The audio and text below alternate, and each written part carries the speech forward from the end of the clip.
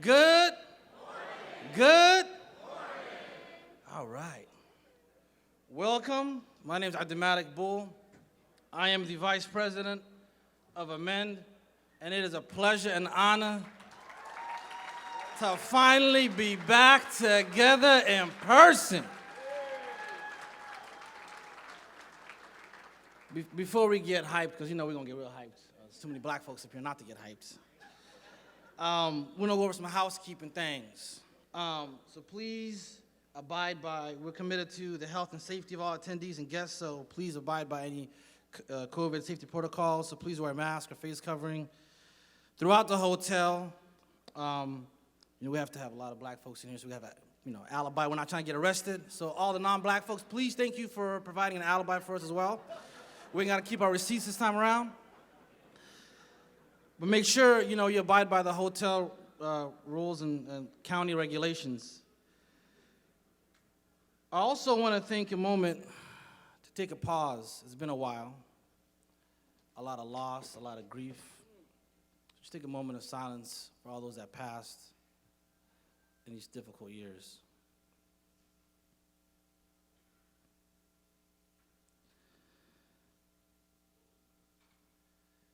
A2MEND is an organization that's committed to black student success. Whether it's a pandemic within a pandemic, we've always been grappling with the pandemic of racism, the pandemic of anti-black misandry, in the midst of institutions and systems that are designed not for us to succeed. So we're here to radically reimagine how that looks like. And I want to give a moment here to thank the founders who had this vision and its purpose way before it was popular or a buzzword. And today we have quite a few founders here, so I'm going to say their names and hopefully they can stand up. Dr. Scott Thayer, Dr. Edward Bush, Shalayman Duke,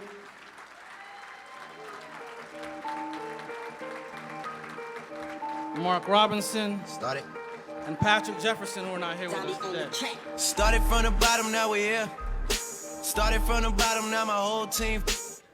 So, absolutely, we started from the bottom, now we're here. We're more than here.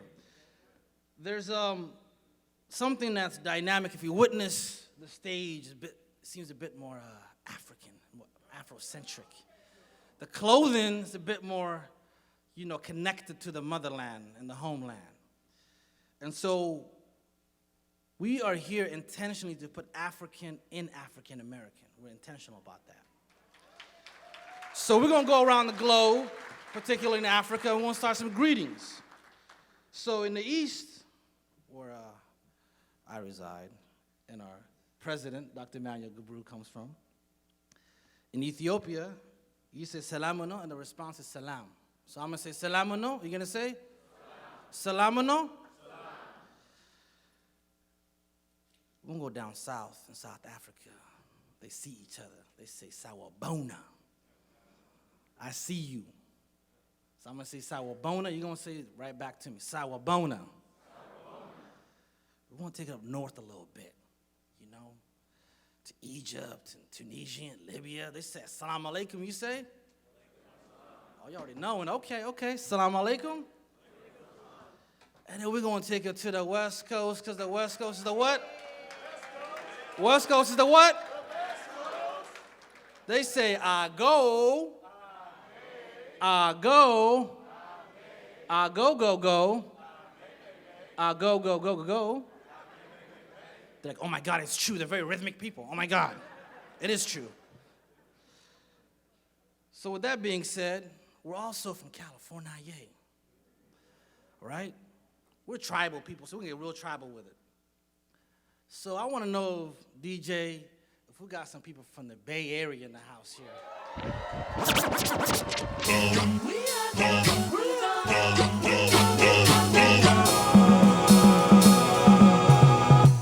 Trackademic. Tell me when to go. Tell me when to go. Tell me when to go. Tell me when to go. Tell me when to go. Tell me when to go. Tell me when to go. Tell me when to go.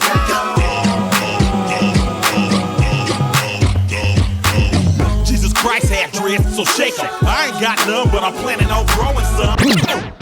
Okay. Hey, but, okay. NorCal kind of banging on us, but, you know, last time that I checked, this hotel and this conference was in SoCal. So DJ, where we at from SoCal?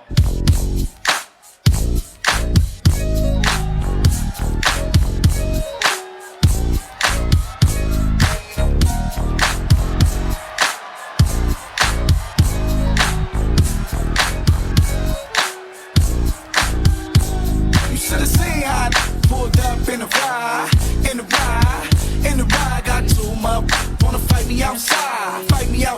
You know what time it is? You should have seen how I pulled up in the ride, got two up, wanna fight me outside. I just do my dance, cut my band.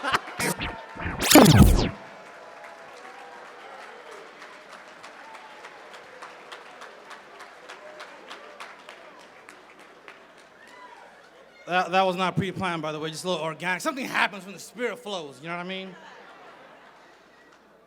So, at this point, it's my honor, my pleasure to introduce to y'all our former executive director, our current president of A2MEND, straight out of East Africa, East Africa's finest, the vice president of Moore Park, Dr. Emmanuel Gabru.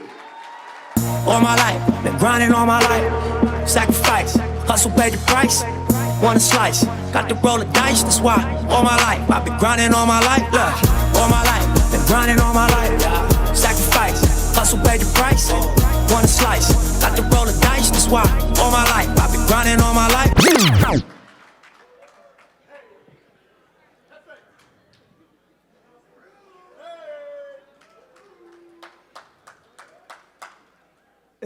If this is your first time here, I just want to tell you, this is a different kind of conference.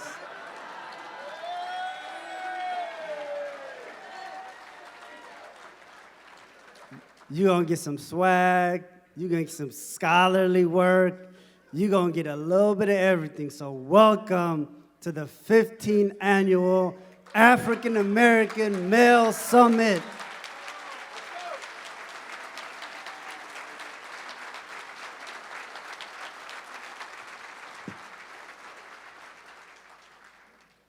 And I want to shout out to my official hype man, Dr. Bull, AKA Flavor Flav. But a better looking version, right, Bull? Good morning. It is great to be here. It is great to see all of you. Thank you for joining us this morning. Thank you for being present. Thank you to our students for being here with us, because this is all about you. All of our students, all of our mentees, please stand up. All of our students, all of our mentees, please stand up.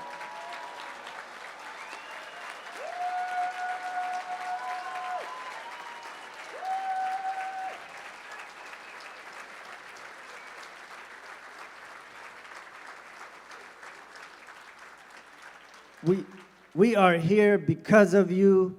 We are here because we care about you. Everyone here is for you. So let's celebrate you today, and let's go back to our campuses and make systemic change for our Black male students and all of our students on our campuses.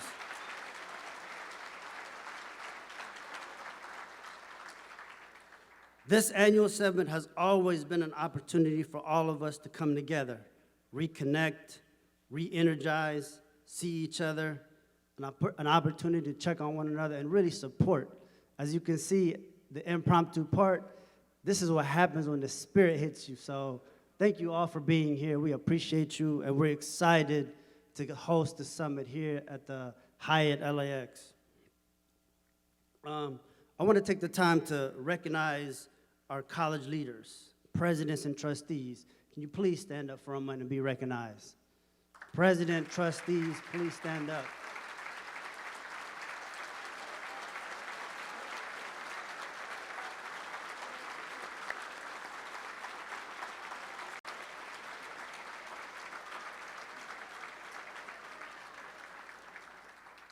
And we want to recognize and support also our faculty, classified staff, managers, all the people that do the work to make the magic happen for our students. So thank you.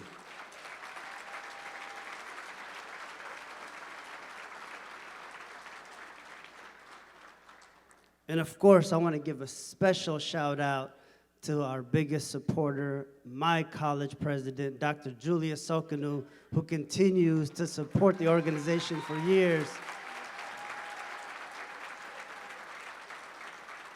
And to all my staff and team and our Moore Park students, thank you all for being here as well.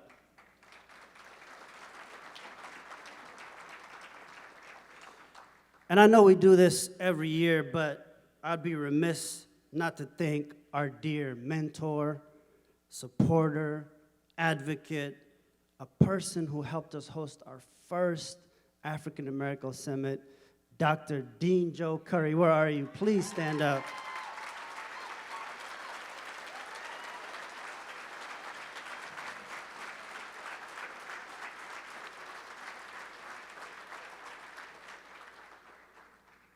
Not only did she help us kick off our first conference and believe in our vision and said, you know what, let me help you. But on top of that, she doubled down and helped us gave us our first endowment to support the organization with a donation of $10,000. So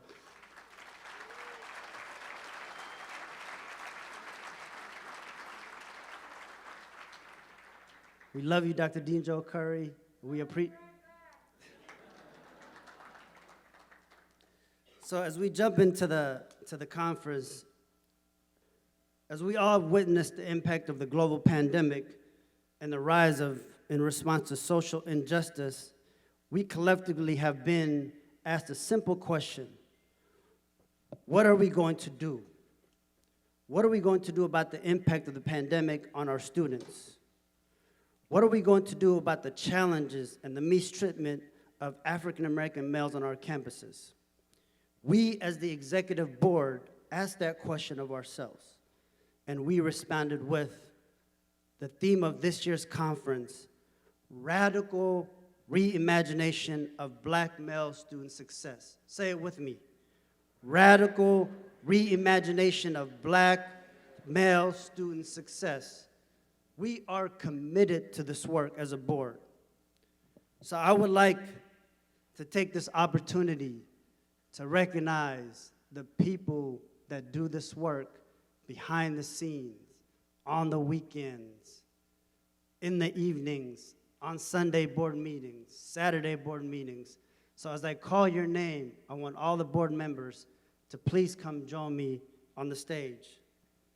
My East African brother, Vice President of A2MEND, Dr. Abdulmalik Bull. Started. Started from the bottom, now we're here. President-elect, Mr. Herbert English. Yeah, started from the bottom, now we're here. Started from the bottom, now the whole team here. Started from the bottom, now we're here. Our secretary, Mr. Eric Handy, who takes the best notes.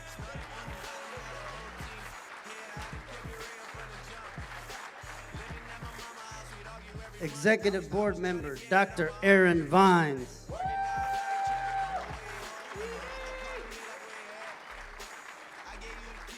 One of our board members who couldn't be here today, Dr. Ricky Shabazz, president of San Diego City College. Our executive board member, Dr. Morel Green.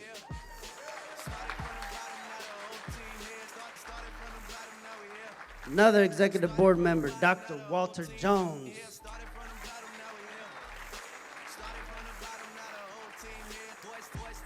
Executive board member, Dr. Clifton Breland, Chancellor of North Orange County.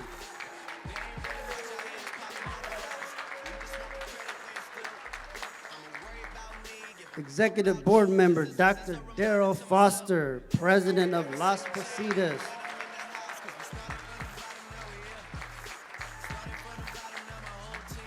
Executive board member, Dr. Terrence Elliott.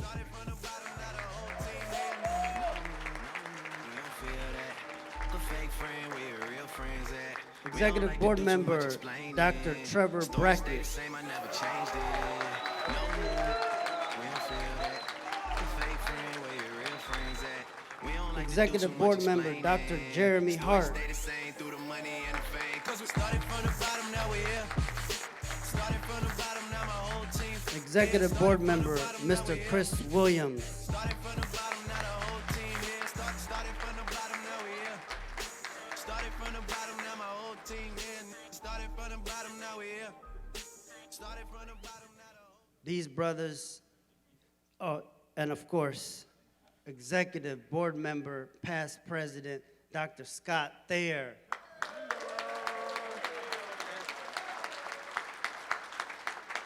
And founding member. And last but not least, my brother, Dr. Edward Bush, founding member.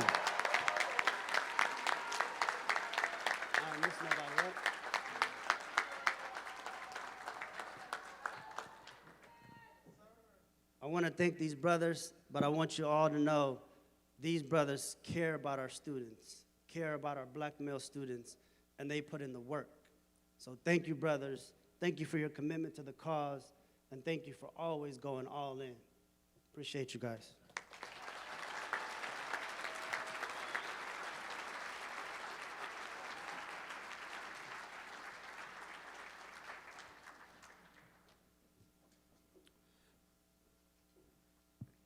Before I pass the mic back to Dr. Bull, if we can cue the video, I want to take this opportunity to share a very exciting update on behalf of the board.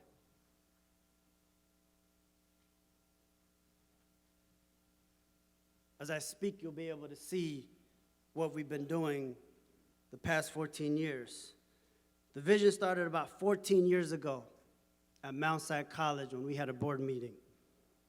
Our strategic plan was to take A2MEND global, outside of California. Everything we've done as an organization has been about community, which has meant acknowledging the pain and struggles while also celebrating and uplifting one another. The reality is, as rewarding and impactful as the work is, we all know and have experienced the everyday weight of racial battle fatigue. We are tired. We need a place to recover and to truly heal from the trauma that we deal with day to day. We also know we are more than our trauma and our pain. We are a people of persistence, and as such, as the African proverb goes, in order to know where you are going, you have to know where you're coming from. For the past few years, we've had the honor of taking our mentees back home to Africa, Ethiopia, Senegal, Ghana. And this trip has been transformational for our students, but also healing for us as board members.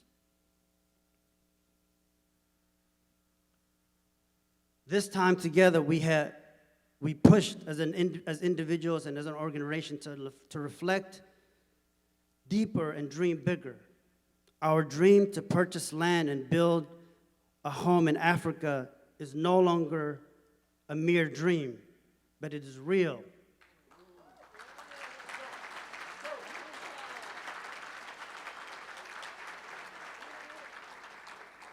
It is tangible. It is something we can all be a part of and seeing it through. As the African proverb says, if you want to go fast, go alone. If you want to go far, go together. We are inviting you on this journey to have a wide and lasting impact with us together. This past December, we successfully purchased 6.3 acres of land in Ghana.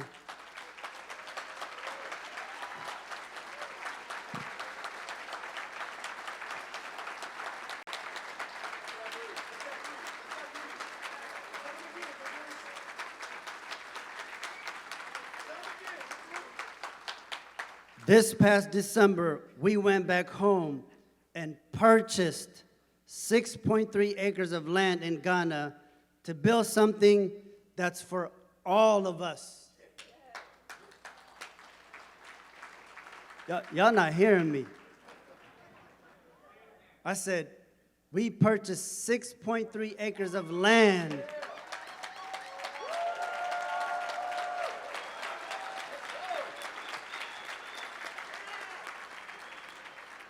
to build a home for all of us, for all of you, for our students, for our community to heal and to have a place.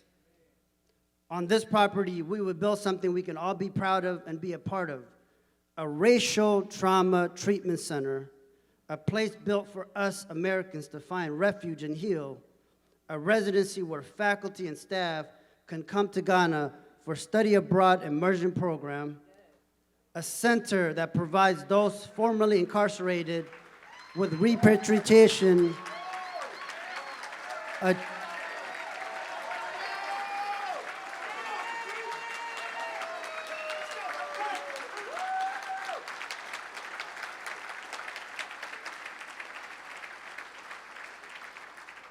chance to heal and rebuild.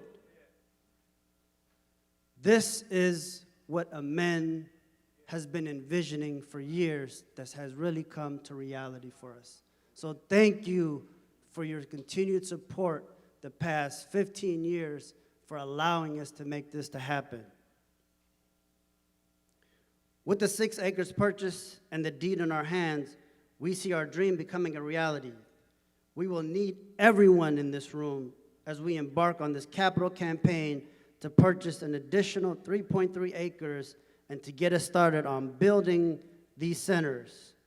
More valuable than building themselves, we will be the potential impact we could have on our community. I encourage you to get engaged and stay tuned for ways to support us as we make this dream come to fruition.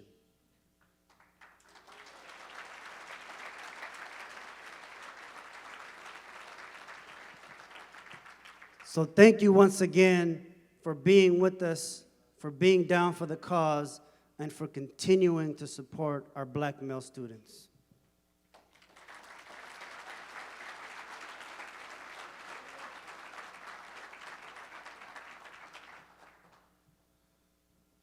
Thank you, Dr. Gabru. Purpose and vision. Purpose and what? Vision. We got vision, you got to manifest it.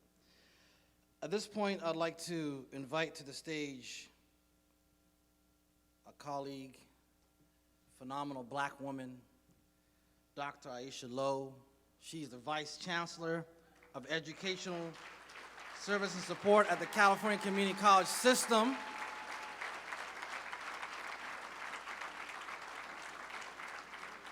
And as she's approaching the stage, I want to thank the Chancellor's Office for the monumental and historical contribution of the $1.1 million to fund A2MEND to do the work they do in the California state budget. Dr. Lowe.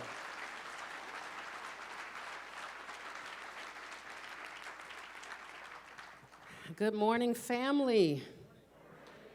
It is my pleasure and my honor to be here with you this morning, representing the California Community College's Chancellor's Office at this 15th annual A2MEND conference. But more importantly, family, it is my honor to represent you at the California Community College's Chancellor's Office. Amen. As we know all too well, representation matters. Our perspective matters, worldview, ideology, values matter. And it's so essential to have individuals in leadership who can represent our perspective and our needs, and it's my honor to do that. I had the opportunity in November at one of our Board of Governors meetings to bring forward a spotlight on effective strategies for closing equity gaps for our Black and African American students. Was honored to do that in partnership with Dr. Ed Bush, who was representing the great work of this organization, with Nzinga Dugas representing the work of the Emoja Community Foundation, and with Helen Young talking about our HBCU partnerships. And it really was, for me, an opportunity to, on that very public stage, have some real talk for our institutions and our leaders about the work that we need to do if we're gonna be real about diversity, equity, and inclusion. And I shared something there that I think bears repeating here. The health and success of our Black students is a central indicator of institutional effectiveness. And the success and health of our Black male scholars is the key barometer of that effectiveness. Put simply, if we aren't doing well, then your college is not doing well. Amen. So this is the real work of diversity, equity, and inclusion, and it is essential that we center the experiences and the needs of our Black students, and in particular our Black male students, if we are going to truly become anti-racist and, more importantly, pro-Black institutions. And so at that session, we talked about some of the things we need to do as institutions if we are going to be pro-Black institutions. Creating environments of love and belonging where our students can truly be themselves and can thrive. Ensuring that our students are served by faculty and staff and leadership that look like them and have a shared lived experience with them. By implementing culturally responsive curriculum, content, and pedagogy, and decolonizing the canon. By providing our students with the wraparound services that they need and the basic needs supports to ensure that they can focus on their academic and career goals. And so to our Black scholars, this is our commitment to you. And I encourage you to hold us, the leaders of this system, accountable in any way that we are not making good on that promise. Family, I wholeheartedly believe that we are living in the midst of another wave of the civil rights movement. And I also wholeheartedly believe that the California community colleges are poised to win essential battles in our continued fight for true liberation. Wholeheartedly believe that. But there's a big if there. That's if we, right, if the leaders of our institutions really go from equity talk to equity action, right? And we want to make clear that true equity work centers the needs of Black students and focuses unapologetically on ensuring that our Black male students and all of our Black students are supported in the ways that they need to be successful. I will say it again, if we aren't good, your institution is not good.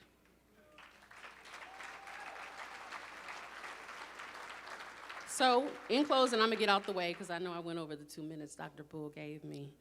But on behalf of the California Community College's Chancellor's Office, I wanna thank A2MEND, thank your leadership, your coordinators, your mentors, all of you that are in the trenches, walking the talk, and doing this work every day, centering the needs of our Black male students and challenging our system to do the same. Please know that we stand ready to stand shoulder to shoulder with you in that fight, and myself in particular. So anything that you need, my email is alowe, ALOWE, @cccco.edu. Reach out to me. I am in the Chancellor's office to represent you. So thank you.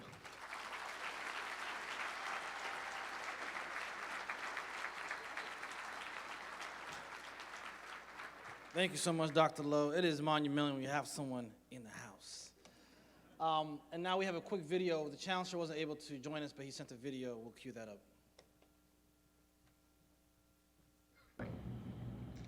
Hi, everyone. I just want to take a moment and say welcome to the A2MEND conference and thank you for attending. And I want to thank all of you for the work that you've been doing over the many years that you've been coming together. The work is more important than ever. And I'm sorry I couldn't be with you this time around, but I'm confident that you will continue to push forward and continue to put the focus on our African American students. We've been through a lot over these last couple of years. A pandemic, racial reckoning, and you continue to show the leadership and the courage to help our system push forward. So thank you for the work that you're doing. Please continue to push forward, and you'll have the support of the California Community College Chancellor's Office and myself personally. Thank you, and enjoy the conference.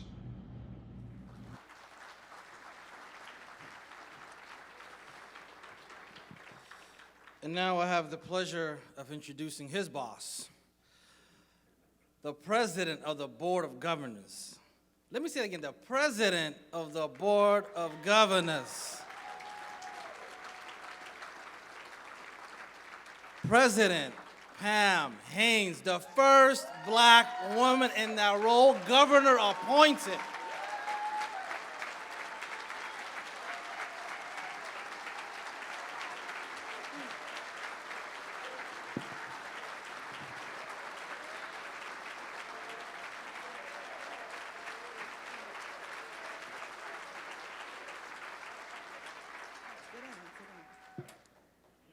Wow. Thank you for that love.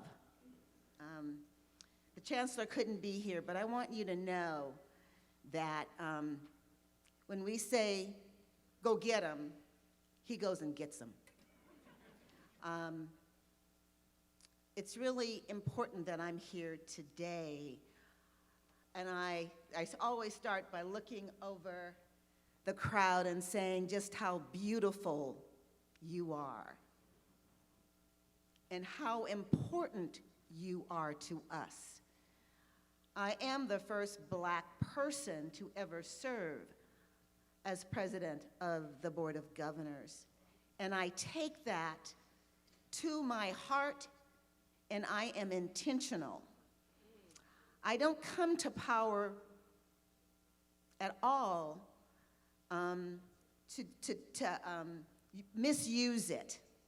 I've already sort of stayed away from power, and what I realized is if it's used effectively for good, and you guys are definitely worth the good that I want to see in our community colleges, it's all worth it. We are here to get together, and you know, we've all been changed by the pandemic. You've been changed by the pandemic. But you are here today, and there are those who are not. We are here in service to you. This piece of paper is just now useless to me, and I've been writing it for the last week and a half, and I got up about 6 o'clock this morning, and I sort of put all the notes together. I want to recognize, and everyone has already recognized, but I have to shout out to everyone who is in service to our students. You do this as an act of love, as an act of commitment, and you do it 24/7, and you do it sometimes without any recognition. I want you to know, not only students do we see you, but faculty and staff, we see you.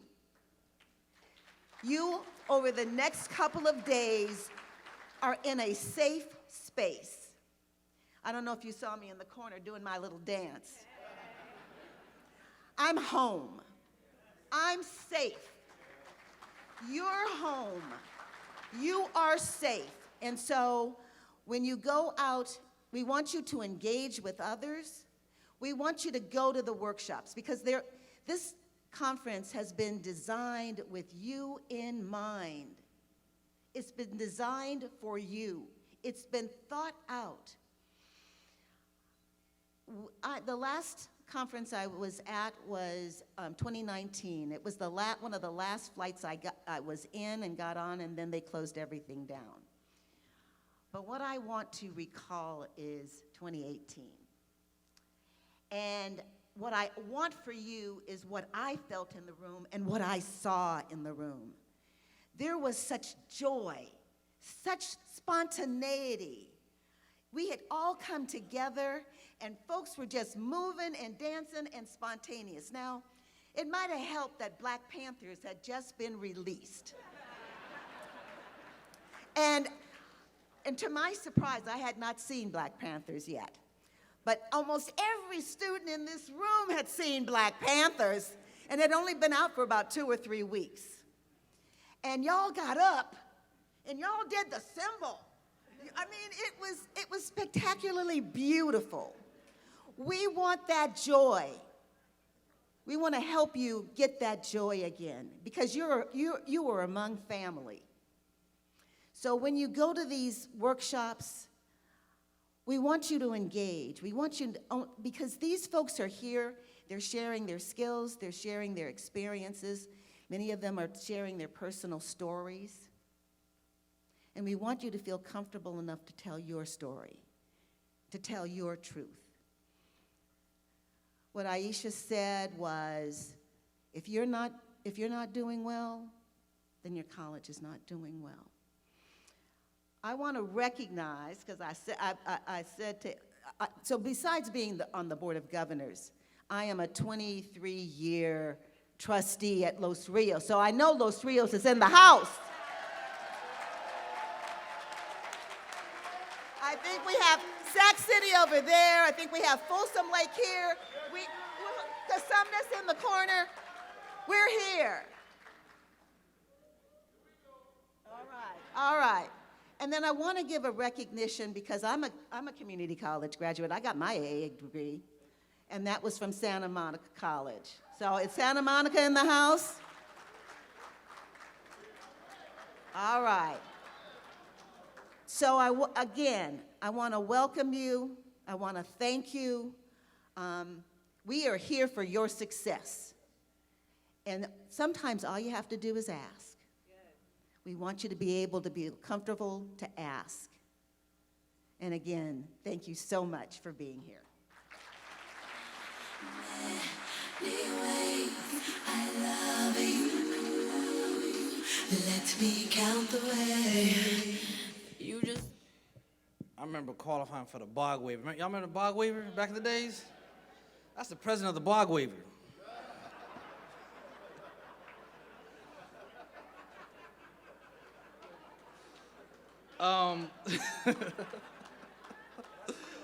That's real talk, you know what I mean? Y'all act like y'all don't have financial aid or Section 8. Y'all better stop playing. At this point, we're gonna cue a video. Who wasn't able to join us, the first Black chancellor of the UC system, President Michael Drake. Good morning, A2MEND. I want to extend a warm welcome as you gather for the 15th annual A2MEND conference. I hope the time you spend here today and tomorrow inspires you. I applaud the work A2MEND does to help African American men thrive at California's community colleges through mentorship and other critical approaches. I'm inspired by the theme of this year's conference, a radical reimagination of Black male student success. Reimagination of this kind requires a collective approach. We all have a role to play in ensuring that our students grow as thriving, intellectually curious, healthy people. As a kid in Sacramento and throughout my career, I was fortunate to have the support of mentors who believed in me. It made all the difference to my success in school and in work. To the educators in the audience, thank you for your service. Your deep commitment to these talented students gives me hope. Thank you also to all of the A2MEND board members for your unwavering commitment to student success. At the University of California, we are dedicated to the success of community college transfer students at our university and beyond. 30% of our undergraduates transfer from community colleges, and these students thrive at UC. To the students in the audience today, I hope you will seriously consider the University of California. We want you at the university. You belong. Believe in yourselves and your future. Thank you all for spending this time this week to promote student success, and enjoy the conference. From the Los Angeles Community College District, the largest community college district in the nation. Dr. Francisco Rodriguez is a true supporter and friend of A2MEND. Without further ado, please welcome Dr. Francisco Rodriguez to the stage.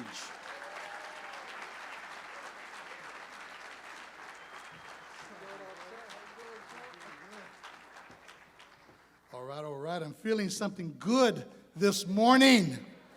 Something's about to happen here. Do you agree? Yes. It's been 100 weeks since I've been here with the men. 100 weeks. Think about that. Distance. I am Zoom fatigued out. And I'm ready to be present with each one of you. And let me just say, as we begin our conversation today, how proud I am of the work that this organization has done for 15 years. Know that as long as I breathe, I will stand with you. This brown brother believes in the radical reimagination that you are asking us to think about. And I stand with a room full of CEOs and counselors and teachers and advisors, men and women who believe in this particular dream. As I mentioned just a couple of years ago, for me, this is my soul vaccination. And there is no hesitation. Because the key education is emancipation. And I'd rather have us invest in our schools rather than incarceration. And it's about time that this state gave money to A2MEND and to Umoja to radically reimagine the destination of our black students. That's what I'm feeling this morning. Something special is about to happen here. I'm also feeling that it's about time that the black community receive the reaffirmation that it deserves, the respect and the embracing for past wrongdoings, a little apology, and yes, a little reparation.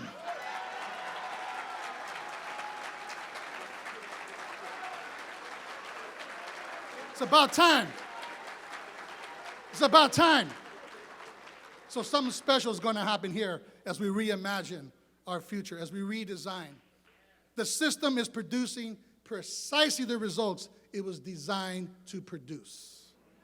So if we're not happy with the outcomes, change the system.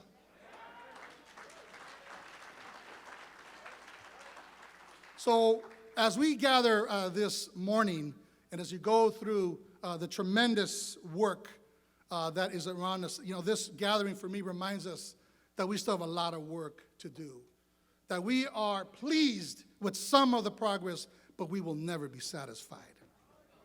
Remain hungry in this work. Never be that person that just says yes when you should say no. What I mean by that is that most of us have found out the hard way that indeed, if we're not around the table, we're on the menu. So I'd rather be around the table talking smack, talking mess, talking in a way that hopefully people understand. Because ultimately, it comes down to one thing. A budget is a reflection of your priorities. Punto. So go back to your college budgets, the university budgets, nonprofit budgets. Take a look at where the investment is. And if we haven't called out a clarion call to do things differently for the success of black students, we're not doing our job. We're simply taking up space and not doing the kind of work that we were destined to do. And there is a destination. Our lives did not begin the day that we were born. Each one of us is a manifestation of the African roots that you just saw. Each one of us has running through our veins tremendous intelligence. May you be plagued with wicked intelligence. Each one of you. May we have this disease called intelligence and genius that we manifest as we talk about our schools, our colleges, and our universities.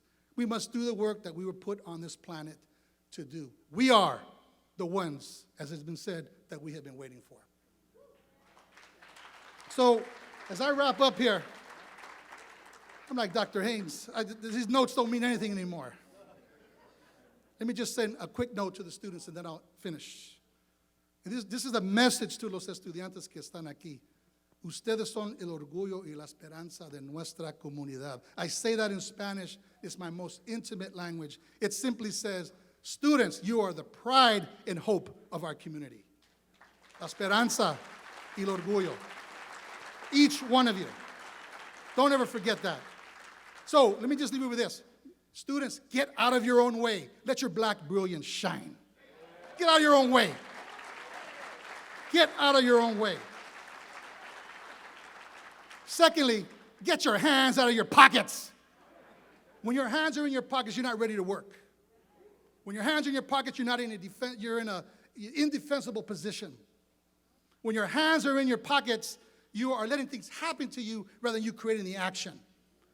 When you take your hands out of your pockets, you're ready to love, you're ready to embrace, you're ready to write, you're ready to paint, you're ready to direct, you're ready to look out into the horizon and see a better future. So get your hands out of your pockets.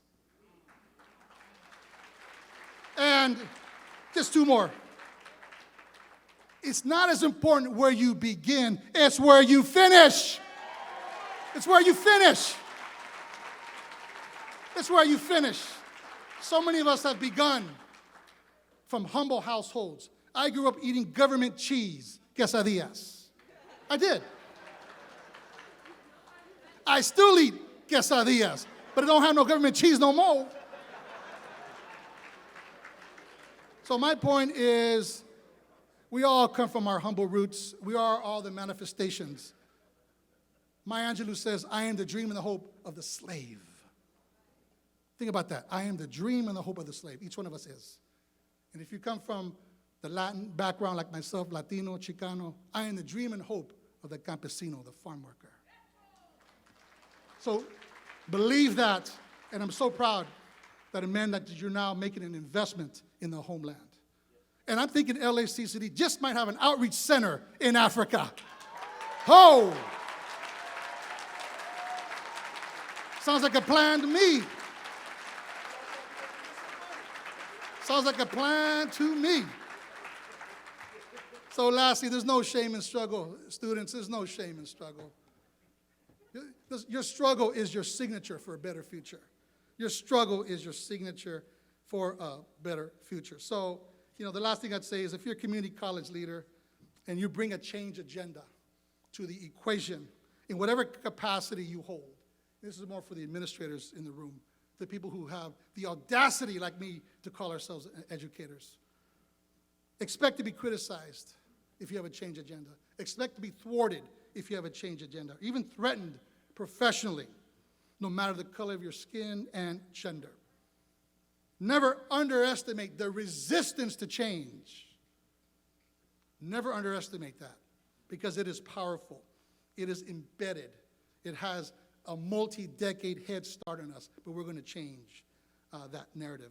And because of the potential for systemic change that we're talking about today, the radical reimagination that we described today, it is worth whatever potential risk may fall on us, potentially. It's worth it. It's worth whatever criticism and consequences may arise. It's indeed worth it. Yes, it could be laden with fear and ambiguity, but do it anyway. As my brother Ed Bush would say, do things afraid. Do things afraid.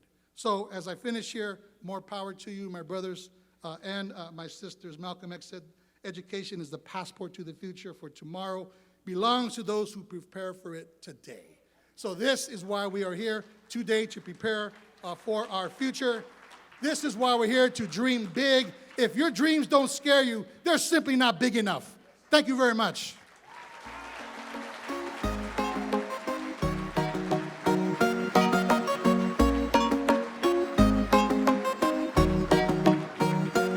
Se preparó, se puso linda, su amiga llamaba. Salió de rumba, nada le importó, porque su novio ella le engañaba. Como si nada, ella se preparó, se puso linda, su amiga. Dr. Francisco Rodriguez, y'all, one more time.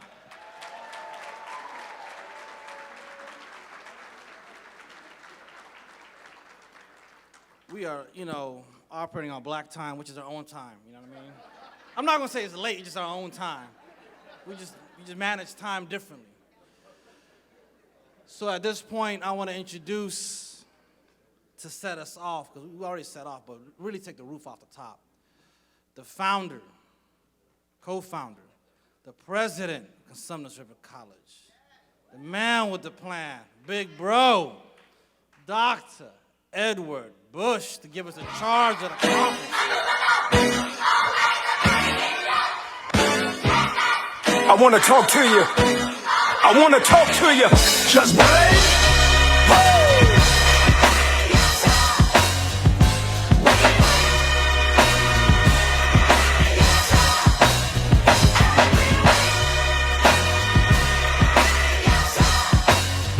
I believe that. With you by my side, together we can touch the sky. We will be better than ever. Made a promise we can do it together, and I ain't breaking my word. I just wish that I could fly like a bird, get away from this earth. Had to pray and pray, felt that was cursed. Always tell myself it could have been worse. Never going back, I broke the reverse. It come from my soul, no need to rehearse. A lot of time I was in need of work. Talk to God like I need this to work. Jumped in line like I needed it first. But I was being selfish. You know this don't affect a lot of people. I was being careless. Took a break and stepped away. I'm coming back when I get ready. I know this breaks people into pieces, but I ain't gon' let it. Yo, Blaze, you crazy for this one. Hey, all the champions out there. Feel so good. If you didn't happen to catch the chorus of that song, it says, steadfast, unmovable, always abounding in love. Steadfast,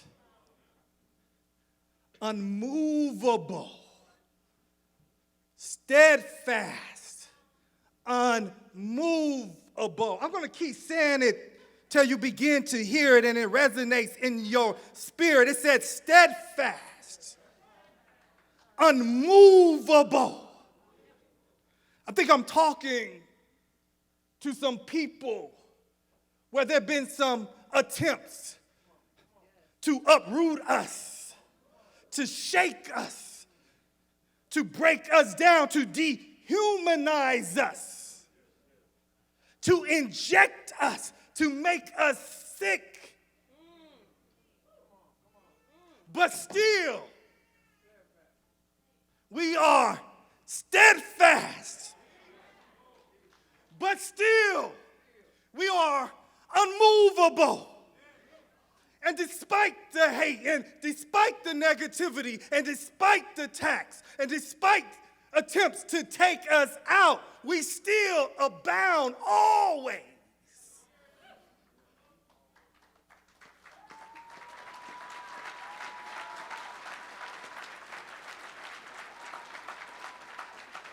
Always in love. A2MEND is here to disrupt some stuff. By modeling this notion and idea of radically reimagining what is possible for us. Because what we found is that our ideas and our thoughts about who we are and who we be and what we're capable of doing and where we come from and where we're going is far too limiting and far too constraining. For example, A2MEND is modeling this because we're not just interested in buying the block. Buying the block is amazing. That is success. But we're not limited to buying the block when we can own and build a nation.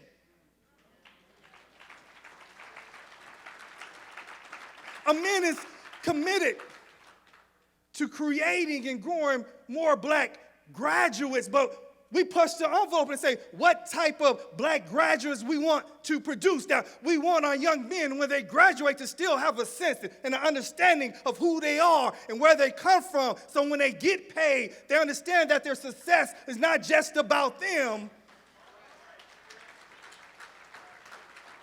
We are modeling this idea that we don't just want to create anti-racist institutions, that we're building pro-black colleges. We are pushing the envelope, saying we're not just decolonizing the curriculum, but we're recentering the experience, tradition, and culture of African people, because we realize that our tradition and culture is second to nothing.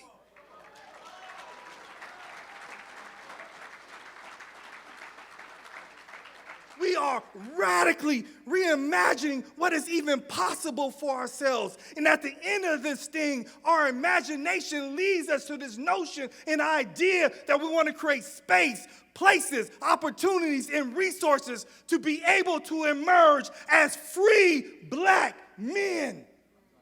Free black men that can show up into any place that we go as our authentic and genuine self. Not having to play small, not having to itch when we don't, not having to scratch when we don't itch.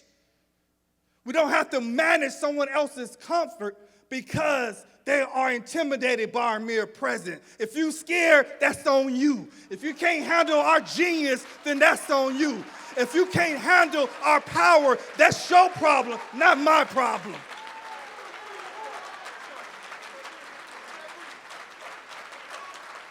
So black men, in this space, I want you to know that we see you, that we feel you, that we honor your power, your energy, and your presence. And if you see me, stand on your feet as free black men in this space today. Free to love, free to build, free to be vulnerable. Free to raise your children in your image and in your life. Free to worship in the way you want to worship. Free to dance when you feel like dancing. In position where you don't have to ask anybody outside of yourself for nothing. You don't have to beg to get along. You don't have to beg to get in school. Because we have the resources necessary to control our own destiny. Because that's the hell in who we are. And that's who we have always been. Own your power. So we're going to continue to push so our faculty can handle your presence. Our colleges can handle your presence. We love you. Steadfast, unmovable, always abounding in love.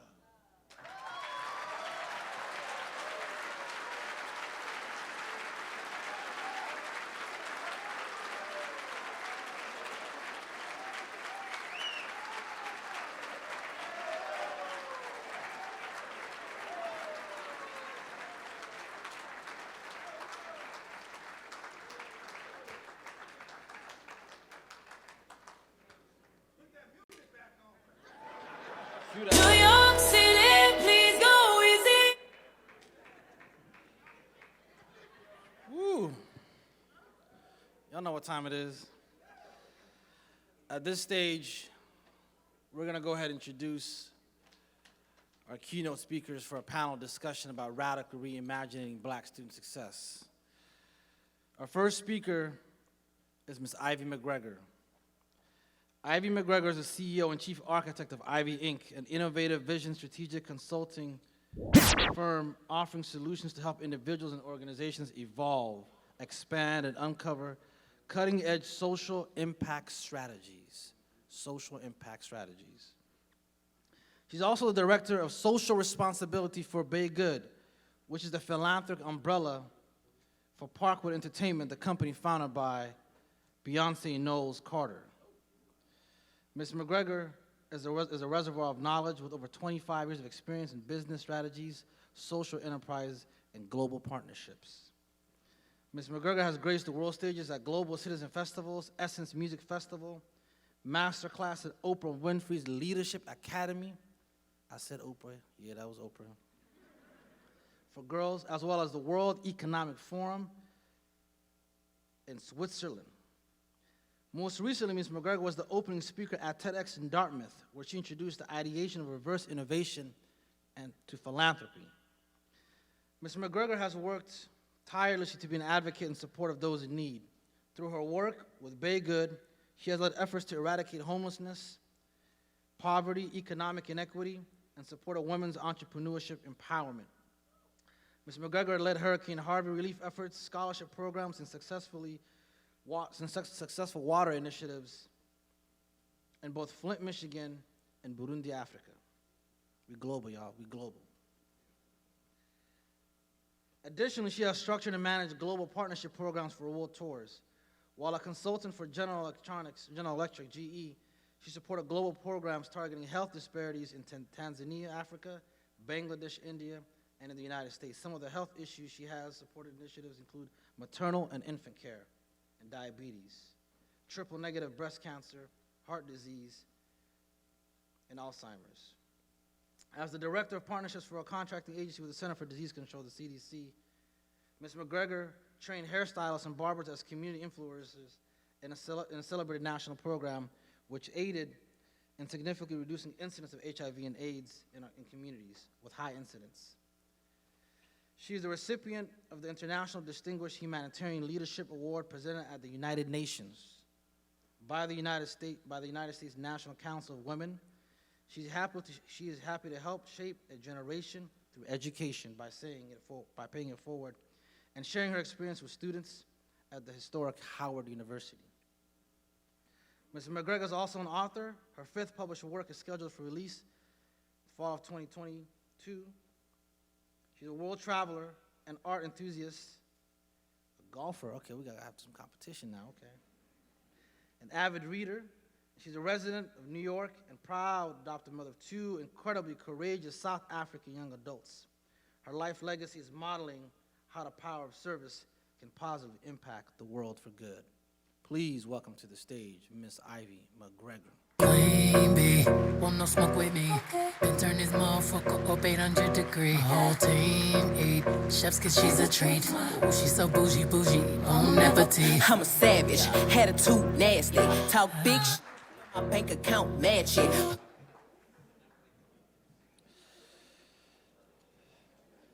Next, we have Mr. Hill Harper.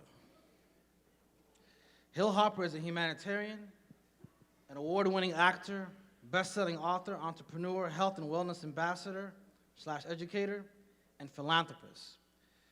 Currently, Harper stars in ABC's #1 television drama, The Good Doctor, and has starred in numerous television and film projects, including CSI New York, He Got Game, and Laquana Blues. In addition to his performing career, Harper has authored 4 New York Times best-selling letters to young brothers, letters to a young sister, letters to an incarcerated brother. The Conversation is an award-winning book, and his award-winning book, The Wealth Cure, that addresses ways to solve the racial wealth gap. Letters to a Young Brother also won several awards and was named Best Book for Young Adults by the American Library Association in 2007. Harper has been recognized with 7 NAACP Image Awards, 4 of them for his writing.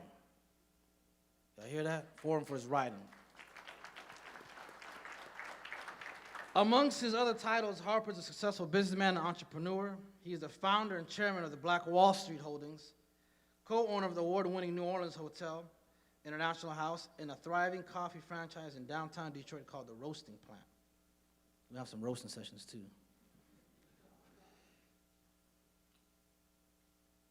Harper is on the board of directors, the National Black Bank Fund, named honorary national co-chair of the redevelopment of Black Wall Street, Greenwood Chamber of Commerce, and served on the President's Cancer Panel, being appointed by President Obama in 2011. Harper is the founder of Manifest Your Destiny Foundation, a nonprofit dedicated to empowering underserved youth through mentorship, scholarships, and grant programs, and established the Pierce and Hill Harper Arts Foundation. Harper graduated magna cum laude from Brown University with a Bachelor's of Arts degree and was named valedictorian of his department. Harper then graduated cum laude with a JD from Harvard Law School, as well as a master's degree in public administration with honors from the Kennedy School of Government. He holds an honorary, we're not done with the degrees yet, we're still counting them. He holds an honorary degree from Howard University, Winston-Salem State University, Cheney University, and Lamone Owen College, Westfield State College, and Dillard University, and Tougaloo College. Those are all HBCUs, by the way. So we're doing Ivy League, and we do some HBCUs in the house. Harper's passion for business, financial literacy, and social and economic justice keeps him on the forefront and in demand as a speaker worldwide, and we're blessed to have him here today with us. Please welcome to the stage, Hill Hopper. Hey, hey. My life was never easy. My life was never easy. Next, we have Dr. Chris Emden. Brother got swag. He's the Robert National Endowed Chair in Curriculum Theory and Professor of Education at the University of Southern California. Any Georgians in the house? Fight on. Where he also serves as the Director of Youth Engagement and Community Partnerships at the USC Race and Equity Center. He's also a scholar, graduate in residence at Lincoln Center for the Performing Arts. He previously served as Associate Director of the Institute for Urban and Minority Education and Director of the Science Educational Program at Teachers College at Columbia University. It's Ivy League, by the way. Dr. Emden is an alumni fellow at the Hip Hop Archive and Hutchins Center at Harvard University and was a STEAM ambassador for the U.S. Department of State and Minorities in Energy ambassador for the U.S. Department of Energy. Dr. Emden holds a PhD in urban education with a concentration in mathematics, science, and technology. Master's degrees in both natural science and education, and bachelor's degree in physical anthropology, biology, and chemistry. He's the creator of Hip Hop Ed, #HipHopEd, social media movement, Science Genius Battles, and the Creative Accelerator. He was also recently named as one of the 27 people bridging the gap that divides the United States by Time Magazine, and the Root 100 made the Root 100 list of most influential African Americans. He's the author of numerous award-winning books, including the award-winning Urban Science Education for the Hip Hop Generation and the New York Times bestseller For White Folks Who Teach in the Hood and the Rest of Y'all Too. My favorite books, by the way. His latest book, Ratchetdemic, Reimagining Academic Excellence and STEM Makes Dream Maker, currently is available for folks wherever books are sold. Please welcome to the stage the one and only Dr. Christopher Emden. This is the city of money and balance. Everything you do is gonna come with a challenge. Every is gonna come with a balance. Every shooter with me is coming in silence. And you better pick a side. You side hop. If I want them to not let you come into the city, it's my option. So we're gonna also invite Dr. Edward Bush as we engage in a panel discussion. So Dr. Bush, kick us off with the first question. First of all, it is amazing to have you all here. Let's give it up one more time for our esteemed panelists.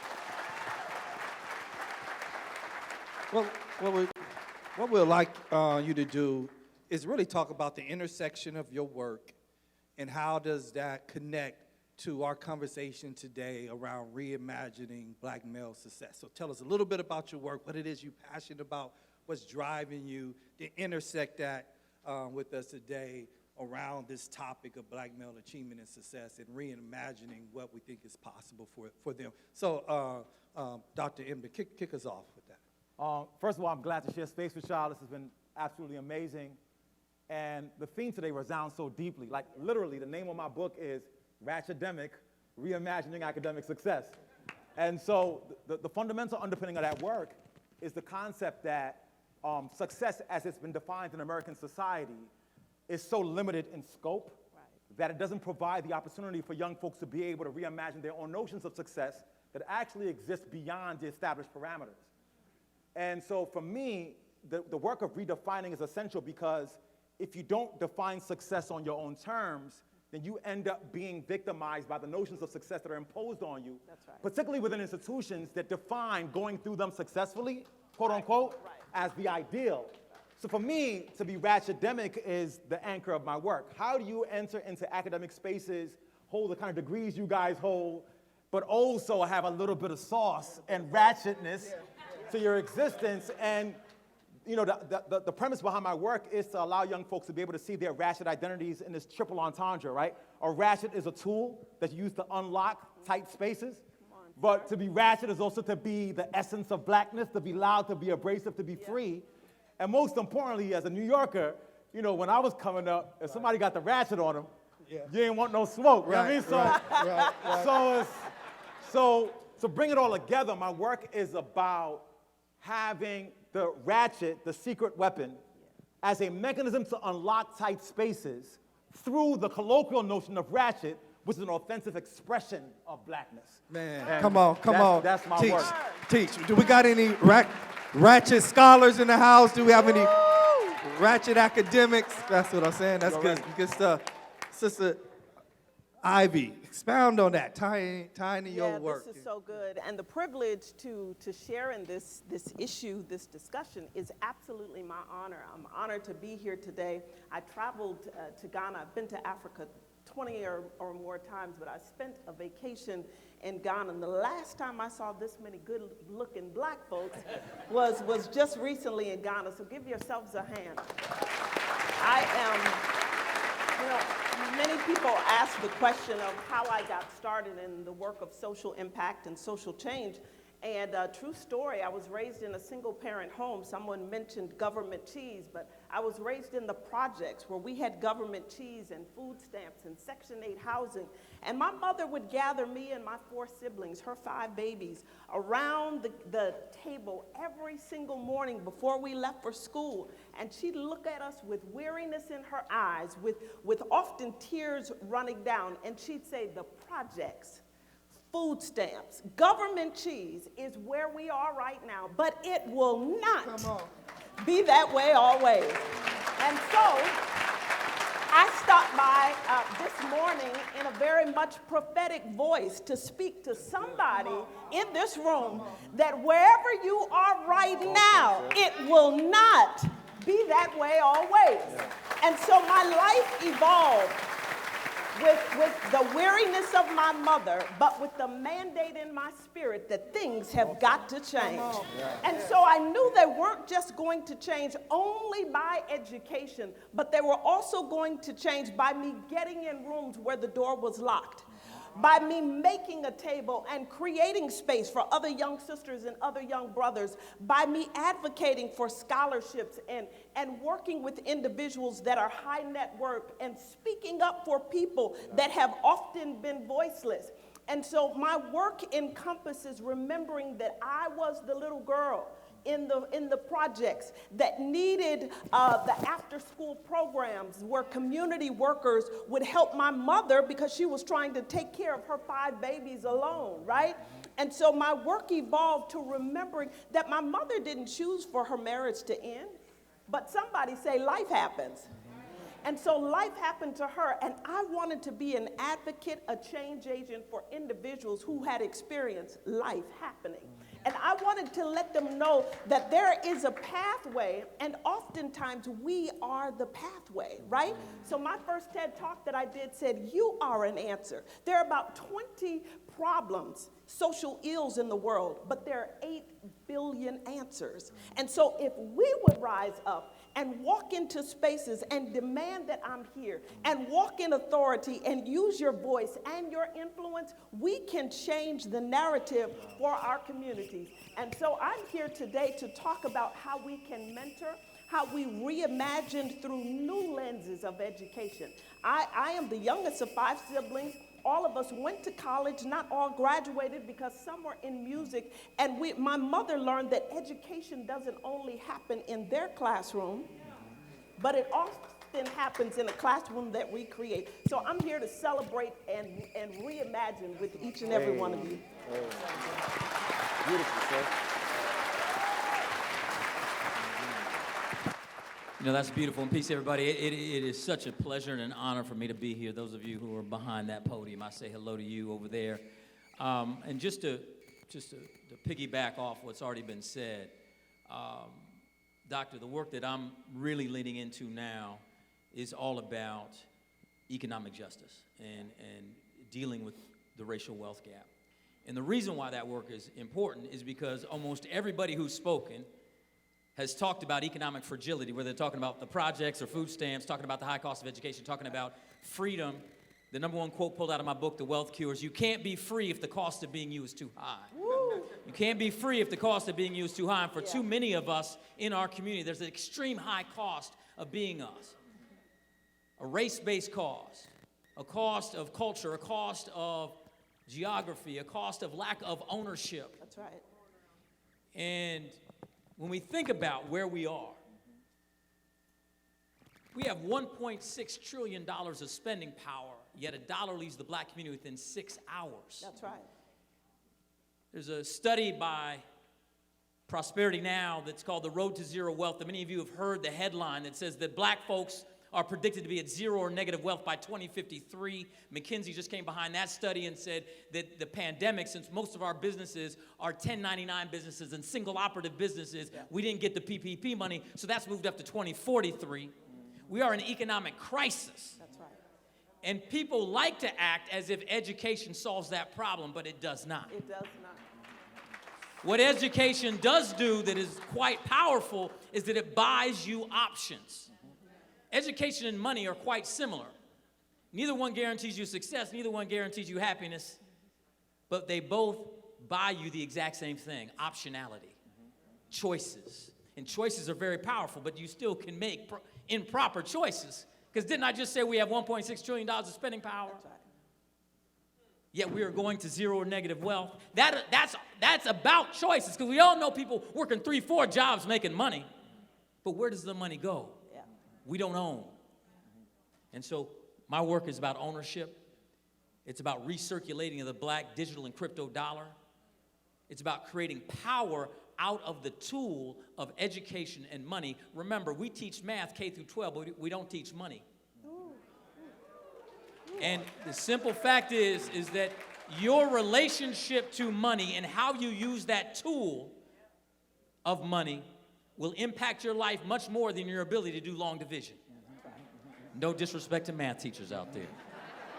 Yo, so we can we'll dig deeper into that, but I'll leave it there. Now, so I know you got questions, but this is so important, right? Like, and I want this to be more dialogic. I'm not the host, but like, here's the thing here's the thing I want us to understand, right, about this work, and my work in K through 12 in particular, right, is that the themes that you both identified, we're able to have conversations about in spaces like these. And I think that part of this idea of ratchetemic is that we have to create ratchetemic systems that allow those kind of dialogues to be a part of the curricular work, so that the folks who are running community colleges understand that there must be more classes that allow for these kind of critical conversations. I think one of the mechanisms through which the colonization of black minds, souls, and pockets happens is that we go into school spaces and the nature of the teaching is decolonizing, right? So when somebody erases the options That's what it stand up. You seem like you're ready to stand up. Go ahead, man. Go ahead. I'm going to push you up. No, I'm going to try to keep it easy. No, but real talk, like, so a young person can actually graduate with I graduated with a degree in physical anthropology, biology, and chemistry without no recognition about my body and sexuality, right? And that's a thing that impacts our communities. That's right. I graduated without knowing what to do with the first check I got, which is a bigger check than my parents ever did. But it's the responsibility of the institution to ensure that part of the curricular exercise allows for critical conversations about these kind of things. So a biology class, when I'm talking about human sexuality and how it affects black communities, is not an actual biology class. An algebra class is not talking about the effects of how you can monetize yourself and your income. It's not an actual math class. So part of the work is not just a conversation about freedom of expression. It's about freedom of curricular options within the institutions and how we must radically reimagine what the courses look like. Right, but I think, give it up. I think in addition to that, it's not if and, it's both. It's both and. And so for me, there were after-school programs, there were community-based programs. Many people here represent these programs because they spent so many years trying to break into the system and validate the needs of these classes and were not heard. And so the voices were broken. But what they did, they created a community center. And in that community center, these very themes were discussed. What to do, much like you, my first job was making $65,000 in my second year in college. Now, to add context to this, I was working at IBM. To add context, get this, my mother retired 32 years at U.S. Bank, making $35,000. Retired after 30. She didn't know that 35,000, she just wanted to be in position to raise her children. So she put us, a working mother, put us in programs to help us understand what to do with the dollar, how you save, how you spend, what you keep to the side. But that we could not expect in their institution because they don't want us to know that. That's right. So that's why we have to rise up. And we have to be the institutions in our communities, in our families, on the weekends. We all go out to eat. Carve out 15 minutes of that eat time and just take the bill, the check, and explain the check, right? You save 10%, you tithe 10%, you give 10%, and teach it in places that are comfortable for our people. It's absolutely true, but I want to add on to that here's the deal, though. Most of the institutions, as Brother Francisco was talking earlier, most of the institutions in their budgets tend to connect with or provide charitable assistance to or have some type of collaborative relationship with antiquated institutions and conservative institutions that actually have, their time has passed. The idea of radically reimagining new connective tissue is reaching out to new-founded organizations that have new ways of approaching.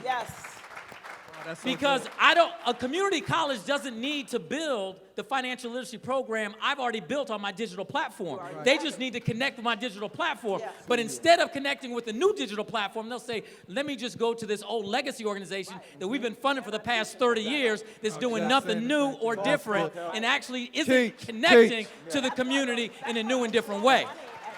And that is why the administrators and folks who do control the budgets have to be bold and courageous enough to walk into the room and say, I know I've been writing a check to that community group for the last 25 years, but we're going to stop and repurpose those dollars into a new digital platform that actually can create wealth for our students. Wow.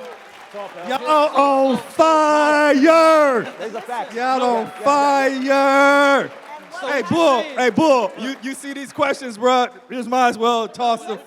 And there's one thing that I just want to dovetail on what Hill was saying, is that right now is the time to knock on the doors of those corporations and hold them accountable, because during the pandemic, during the upheaval of George Floyd and all of the riots, every company was raising their hand and committing 10 million here and 10 million. Where's the millions?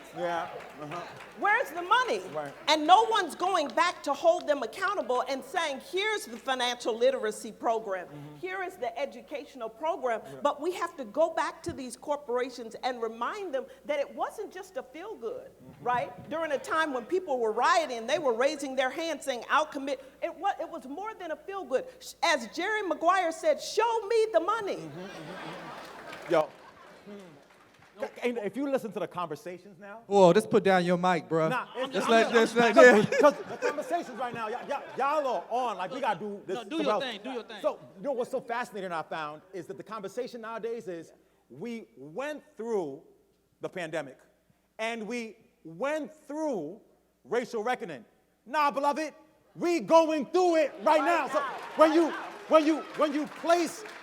you place the present and frame it as the past, it allows you to absolve yourself of the responsibility to work on it in the present. Talk about it. So, and I think that's the thing. When you hear somebody say, oh, we went through racial, nah, fam, we are going through racial reckoning.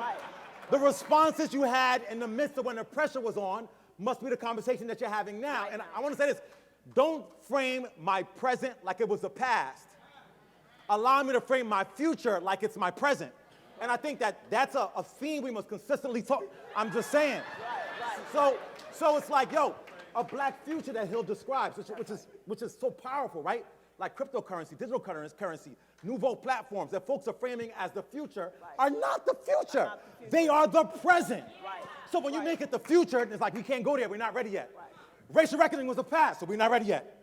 But we're in the midst of now, which says that future thing is a reality. Racial reckoning is a reality. Functioning at the intersections of those violences and a response to them must be a now. You know what I mean? And I think... No, you're real. It's real, sir. No, for real. No. Here's listen, watch this. The fact that the president got up here and just talked about the fact they bought 6.2 acres, but then he's followed it by saying, we're going to have to do a capital campaign to get 3 more acres. My heart broke. Yeah. They shouldn't have to do a capital campaign to buy 3 acres. That's right. Now, if they said 30,000 acres, maybe there's a capital campaign for that. But a capital campaign for 3 acres? That's right. I got those 3 acres for you.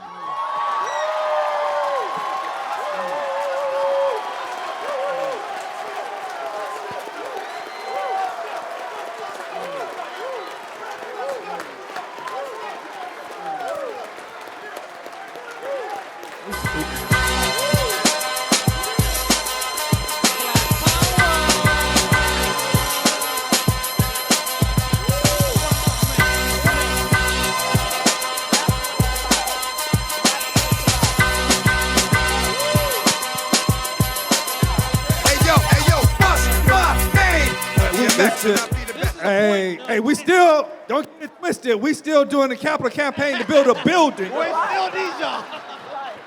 But that took $115,000 off the plate because that 3 acres is on the beach that you saw.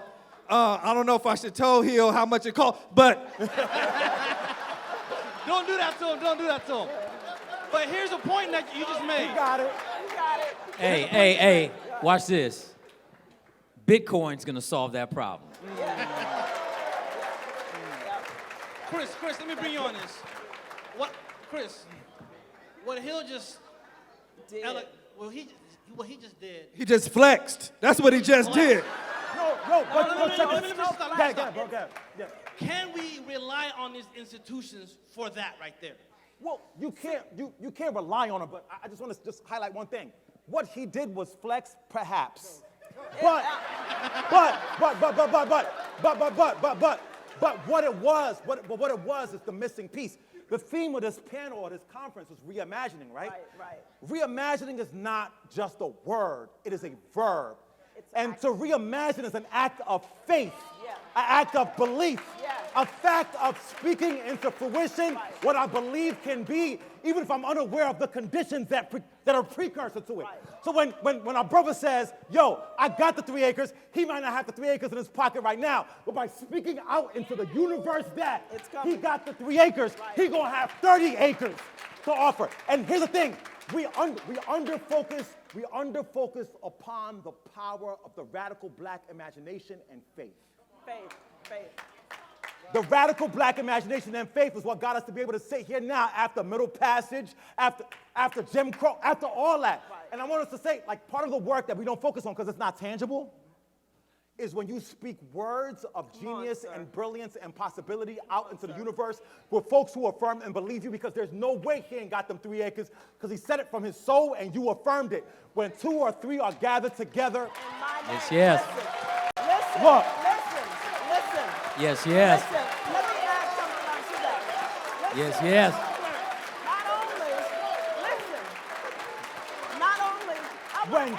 When 2 or 3 are gathered together in the name of radical possibility. No limitation.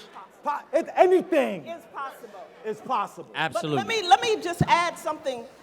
When Hill spoke about the 3 acres that you all announced, he said his heart broke. And you know, I often think about this statement that says, pain didn't come as an assassin, but it comes as an assignment. I'll say it again. Say it again. Pain does not come as an assassin, it comes as an assignment. If you don't, sis. And so Hill walked in his assignment, and you'll get tired of me saying it, but Hill is one person that should light a fire all throughout this room. So somebody else should be saying, I got an acre. I'm going to get an acre. I'm going to get a building. Oftentimes what we do, we leave these convenings and we run out to someone else to say, help me fund my thing, without us looking within and seeing what is possible inside of us. So I ask you, just like Hill said, that broke his heart to hear that, what pains you?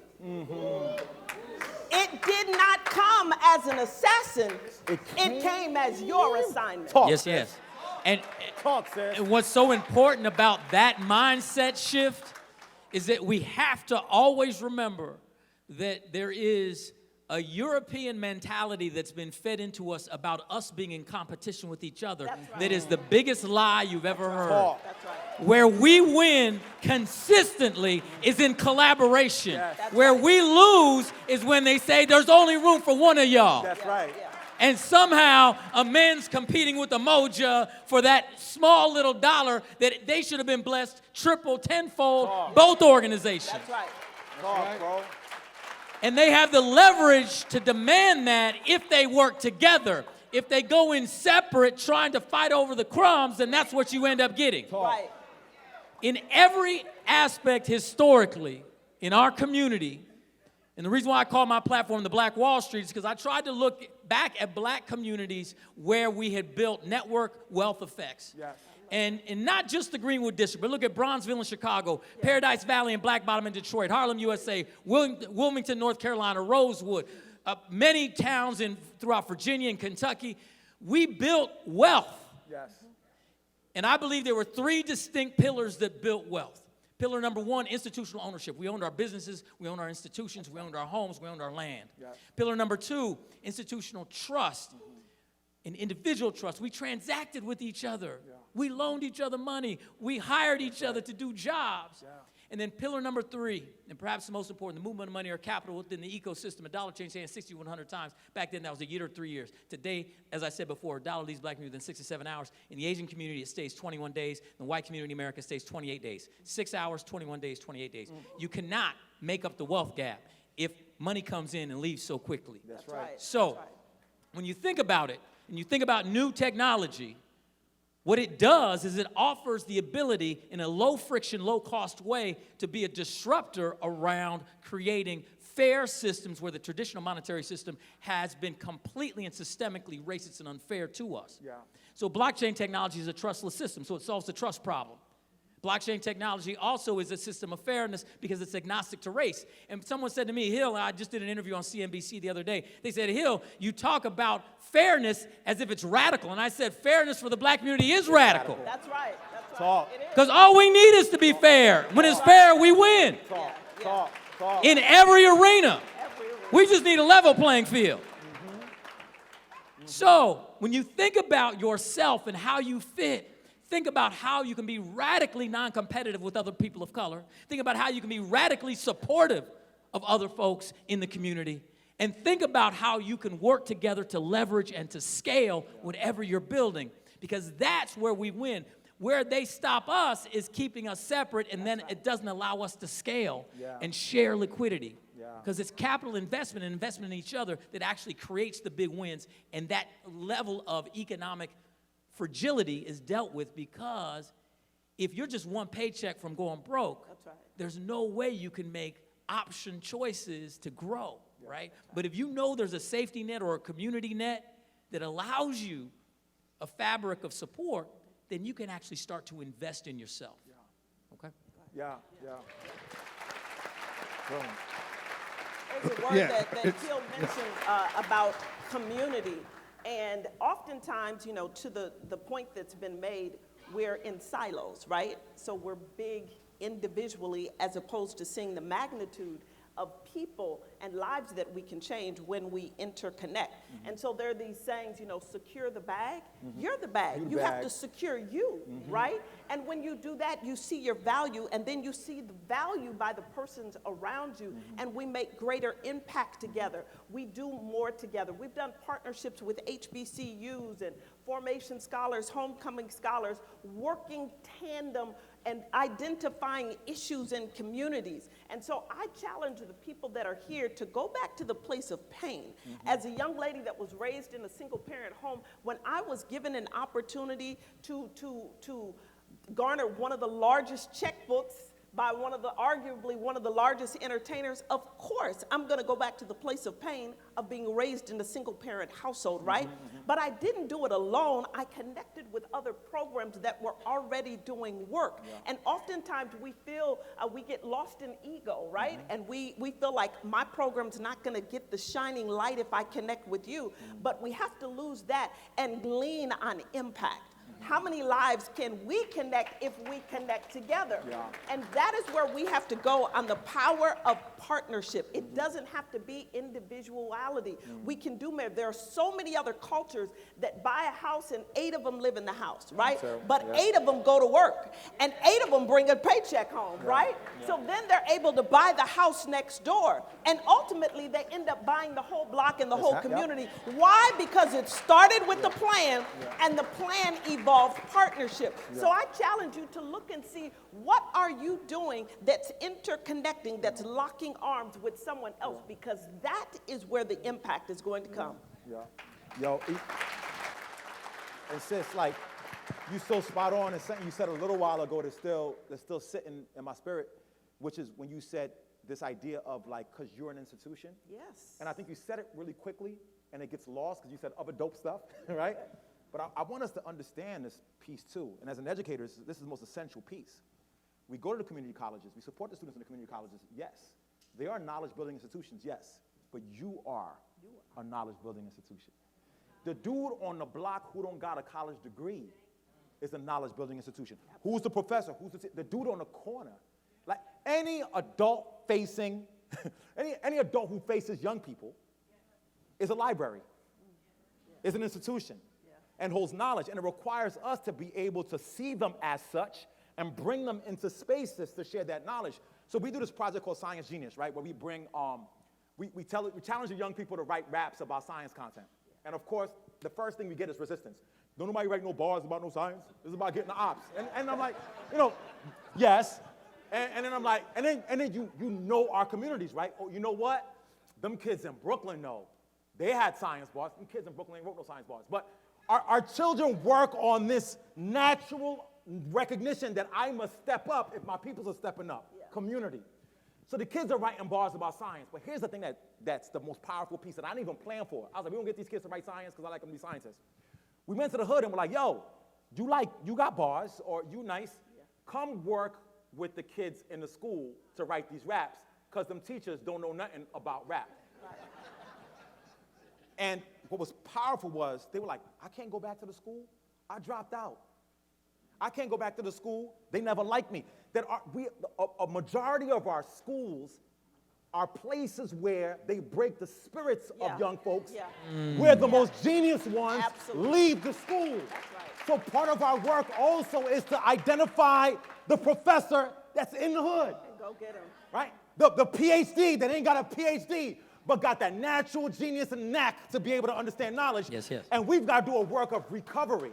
Recovery and healing requires returning. When we talk about amend, you can make amends. Yeah. To make amends is about restitution. Restitution is about giving back. So you got to give back to the institutions within communities their ability and value in who they are, and bring them to be in conversation with young folks. They become the conduit through knowledge. And what happened with Science Genius was the kids who dropped out, when they finally came in, well, I go, Dr. E, I didn't even realize I was this smart. I'm smarter than the teacher is. I'm about to go back to school to learn the science stuff. But because they started realizing that if schools called you dumb, it's because they were not brilliant. The school was not smart enough to see your genius. Right. That part is ill. They say, why can't our babies reach academic standards? They can't reach academic standards because they standing up and the benchmark is so low. If I bend to your standard, it hurts my back. I might not be learning in your school because you placed the bar so low. That's why I left. So our work now is to expand the space. The geniuses within blockchain who might not have a degree, who are making paper on that platform, bring them to USC. Let them be the professors. So it's about, are y'all getting my heart with this? Yes. Yes, yes. If you see your brother and your sister as an institution, that has value and gifts and knowledge and acumen, even though they ain't got the degree through which they can impact change in the school is exponential. So you got to open up the floodgates and let the hood in. Yes. Man. No. And we still having conversations about minimum quals. Whole nother thing. Brother Harper, go ahead. Go ahead, Ivy. Go ahead. Okay. So you know, I'm about to go, as soon as this is over, to LAX. I fly to DC, and tomorrow we're launching an amazing program that's about putting 1,500 libraries throughout prisons across this country. And we're going to announce that tomorrow. We'll have Congress people, senators, all this, right? What's so incredible, though, is that we're focusing, in this case, on education within in these institutions of incarceration. Right. Yet what was mentioned earlier is that if we did the work on the front side, we wouldn't have to do the backside work. Right. And that's what's so powerful about community colleges. That's right. Because community colleges serve in a way that lowers the cost of access to education and information, which is such a powerful tool. So if the community college can reset its mindset around budget, around who and how it invests in the student, the individual, and recruiting and bringing in new people, new ideas, new information, we can change the trajectory of our communities around this work. That's why this conference is so important. Yes. I mean, it's critical. And oftentimes people want to focus on, oh, this UC or the state system or these private schools or this or that. It's about community colleges. That's right. Yeah. Absolutely. It is, and that's why it was so important for me to want to be here, because this work has to be done here first. That's right. It has to, or we don't get there. Yeah. And then all we're doing on the back end is more remedial stuff to try to make up for what we didn't do on the front end. That's right. Appreciate that. We got 30, we got like one more minute. I know it went fast. So we need like a 30-second takeaway. What is it that you want to, I'm getting conflicting. I think we got to be out in 3 hours. We're going to start lunch really late. So 30-second takeaway. What is it you want us to leave I'll jump in really quickly. So I had the opportunity to travel with the Pan-African Council to Ghana and to Brazil just this year, or just last year. And oftentimes people ask, I may not, have the Hill money to buy 3 acres, but what can I do? Mentorship, which is all around this room, is so key. Yeah. And people often say, well, I'm not a professor, or I don't have this. If you've got life, you've been through some experiences, you have an opportunity to mentor a young person, to keep them under your wings, to help walk with them through and navigate things through life. I had an opportunity to see young burgeoning entrepreneurs on the continent, and guess what? They weren't asking for money, right? They knew the intrinsic value that they have with them, but they were simply saying, if I could just get a few moments of your time to just ask some of the questions. So I challenge every leader that's in the room. I applaud you on taking time and being here, but when you leave, to take your mentorship game up. Yeah. You don't know the way that you will impact the life of one or many students by mentoring. I have a mentorship program, thank you. I have a mentorship program that I started in the pandemic, realizing that people were all saying, what do I do now? What do I do? I'm lost my job. We're both in a household, no income, what do I do? So I started a mentorship program 2 years ago. There are now 14,000 people that convene every single Monday night in something I do called Monday Mentoring Moments. It's 1 hour, 25 to 50,000 people watch every single Monday. So the person that says, I don't have time, listen, the pandemic showed us we're all in front of a laptop, and we have a way that we can interconnect with one another. And I challenge you, teach them money, teach them education, but connect arms with them, and you'll be so surprised what mentorship can do for one young person. Yes, sir. That's a perfect plug. On your table, information around how to sign up for a mentor, to be a mentor. AMEND has the goal that every African-American male enrolled in the California Community College system, if they choose to have a mentor, would have a mentor. So students, copy the QR code on your phone, sign up to be mentored, and the professionals sign up to be a mentor. Do that code before we leave and take up make sure you that come back chunk. to lunch because we want to present how much her 40 or 50.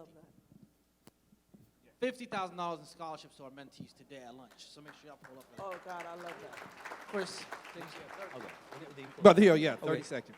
I'll say every time there's a conference, as was said earlier, I always like to leave with action points. Yeah. And I want to take exception to this comment that was made right here in a completely respectful way. It's not about having money. That's right. It's about understanding money. That's right. What do I mean? I'm going to make a prediction. At 3 years from now, if you all follow and do exactly what I'm going to tell you to do right now, go to the App Store, go to Google Play, pull out your phones. You just made a $100,000 pledge. I'm doing everything you say. Watch this. Right. Watch this. I want you to go to the App Store. I want you to type in The Black Wall Street. Type it in to the search. THE. Make sure you put the in there. And you will see the one that looks purple and black. The one that looks purple and black. Download that. Now, what's going to happen after you download, I'm going to go straight to mine, and I'm going to open it up and show you something. The one that's purple and black, exactly. So it looks like that, y'all. It looks like that, purple and black. So that mine just opened. So Bitcoin's up today, 42,000. And let me show you what you're going to do. There's educational videos on here that just talk about dollar cost averaging. And this is what I want to talk about. Dollar cost averaging, which simply means you're price agnostic to whatever you're doing. You're actually buying on a schedule. So what does that mean, Hill? It means that if you're buying something regularly, if the price goes down, you get more of that asset. If the price goes up, your portfolio value overall goes up. So either way, if you stay in the asset and you don't get lured into trading, jumping in and out of the asset class, you will build wealth over time. It's called the time value of money. That's why dollar cost averaging is so important, particularly in this space where there's a lot of volatility. So watch, I'm going to hit buy. I'm going to go to buy. Now it says one time. I'm not going to do one time. I'm going to do daily. And maybe I can afford $6 a day. And this is why this tool is so powerful. You can set it and forget it. And if you can do $6 a day, or maybe you can't do that. Maybe you got to do $6 a week. You can hit weekly. Or maybe you can do $6 twice a month. Or maybe it's $10 or $20. Whatever you can do, continue. I'm going to go ahead and confirm that buy.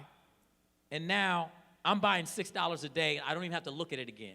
If you do that today, and you see me in 3 years, you're going to want to kiss me on the mouth. There's some folks out there saying they're going to do that anyway. I don't know, bro. And so it's not about having $100,000 today. It's about putting away $6 a day into an ascending value asset and allowing the asset to build your wealth while you sleep. The biggest problem in our community is that we're in cash. What does that mean? It means inflation is crushing us. Most of us have a mattress money mentality. We sit our money in cash, so every time we go to bed, we wake up poor the next morning, so we have to trade more of our time for less money. That's why we're working 3 jobs and barely making ends meet. If we don't get out of cash and into ascending value asset classes, we will always be chasing inflation and the declining purchasing power of the dollar. The dollar is a broke system. So when you're working for dollars, you're working for something that's losing value every day. If I can't get us out of dollars, I'll never solve the wealth gap. I promise you, if you do this, 3 years from now, do not sell, just keep doing it. $6 a day, even at $6 a week, even if it's $6 a month. Over 82% of African Americans don't have $1,200 in a bank account.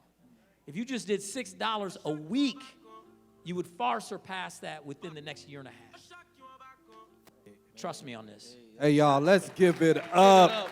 Let's show mad love for this outstanding. Man, this is better than we could even have imagined. Let's give it up.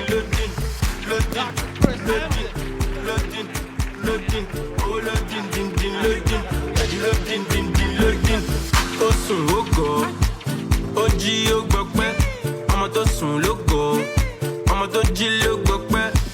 Ó sùn ó gọ̀, ó jí ó gbọpẹ́, ẹni tó sùn ló gọ̀, ẹni tó jí ló gbọpẹ́. I can feel my face no more, I can feel my legs no more. Mo ti yó pa, mo dẹ̀ máa jó pa. I can feel my face no more, I can feel my legs no more. Mo ti yó pa, mo dẹ̀ máa jó pa. Mo ti yó, mo ti dọ̀tí, àwọn ọmọ sẹ́kẹ́bù fẹ́ máa yọ̀dí. Wọ́n fẹ́ gọ́mù bọ̀dí, wọ́n fẹ́ yọ̀dí bíi ti àti mọ̀dí. Ọmọ tó bá jó dáadáa ló máa gba dọ́là. Abẹ́rẹ́ pẹ́lẹ́ ọmọ náà bọ́là. Gbóná láti wíńtà wọ sọ́mà. Mi ò ṣe custom, I no dey border. Dúró tán bíi ti sójà, farajẹ́ bíi ti kódà. Gara tán bíi ti lódà. Oya shout out sáwọn bọ́mbà. NDDC MD má lọ dákú. Náwó yẹn tán yé máa kákú. Ó ṣiṣẹ́ ló gbowó àṣẹ. Oya lajú owó ọpọlọ ló ń sọ kò ṣe ẹni tó làágùn. Thank you. At this point, we'd like to talk about our mentorship program. We have two components of our mentorship program. On each table, go.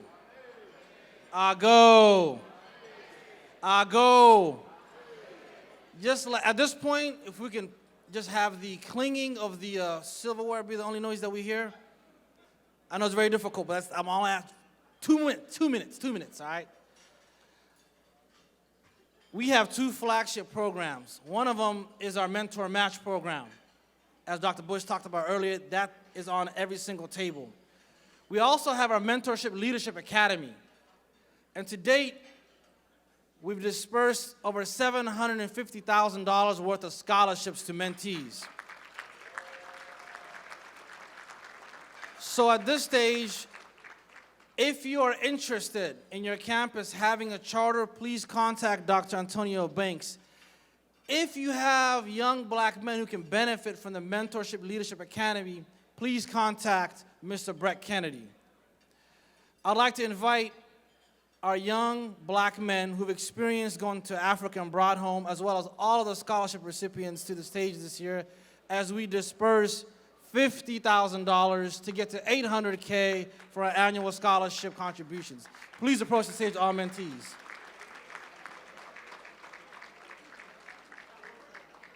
These gentlemen go. Please, y'all, just 90 more seconds. I'm begging y'all at this point. I'm begging, please.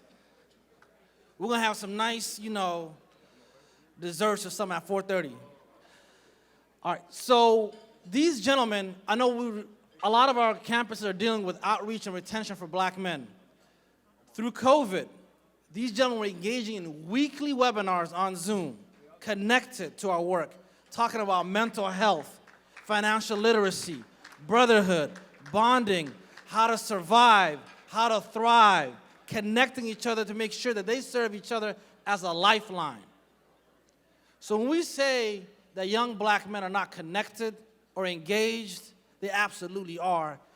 It's about the outlet and the plug at your institution. So we want to talk about an experience that several of our mentees had and how they tapped into their roots. So I want to invite a few words from Brother Malcolm Morgan and Malik, who this past summer went to Africa in the midst of a pandemic, and talk about their experience in study abroad.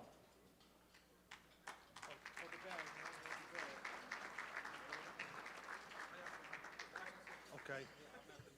All right, I'm gonna make this real brief and concise. Can you hear me? Can you hear me? Can you hear me? All right, I had to let go of the bag. I didn't want to do that. But yeah, so, I just want to say that, the wisdom of the study abroad program this year was vast.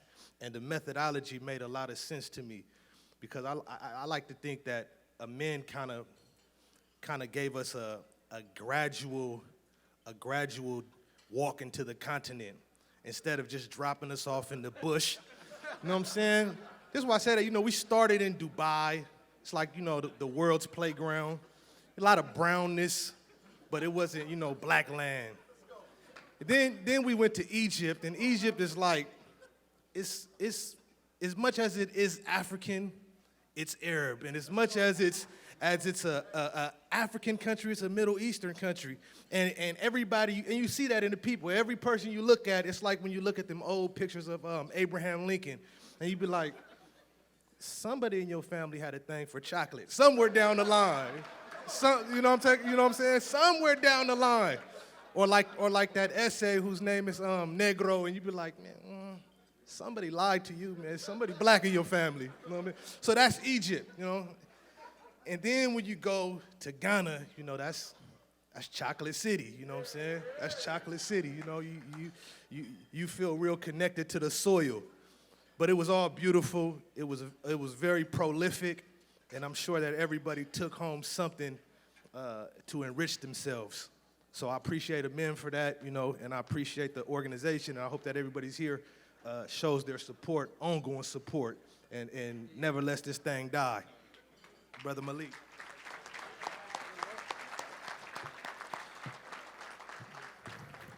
Good afternoon, good afternoon.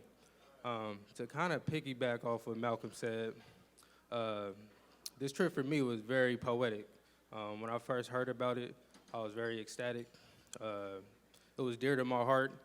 I got a continent of Africa tatted on me when I was 18 years old, and I ain't even stepped a foot on the continent. So when I first heard about this opportunity, I wanted to do anything I could do to make this trip. So when I got to the continent and when I stepped on the soil, I was able really to find my purpose and my life's mission, I feel like.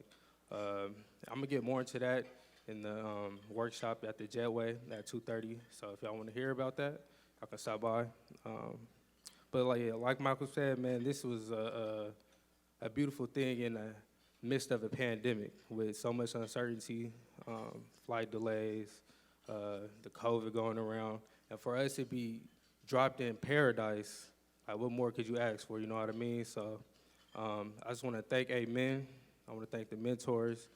I want to thank the mentees for going over there and us connecting on a fellowship level, on a learning level, and able to bring back the knowledge that we got from Africa and bring it to the States in a more conductive way. So I just want to thank A2MEND, and if you guys do have the opportunity to go to the Africa Study Abroad trip, I highly encourage it. So thank you.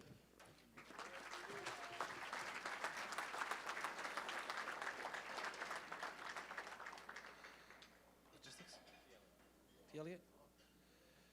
Thank you so much, gentlemen. Thank you, thank you. Again, one more time for our mentees.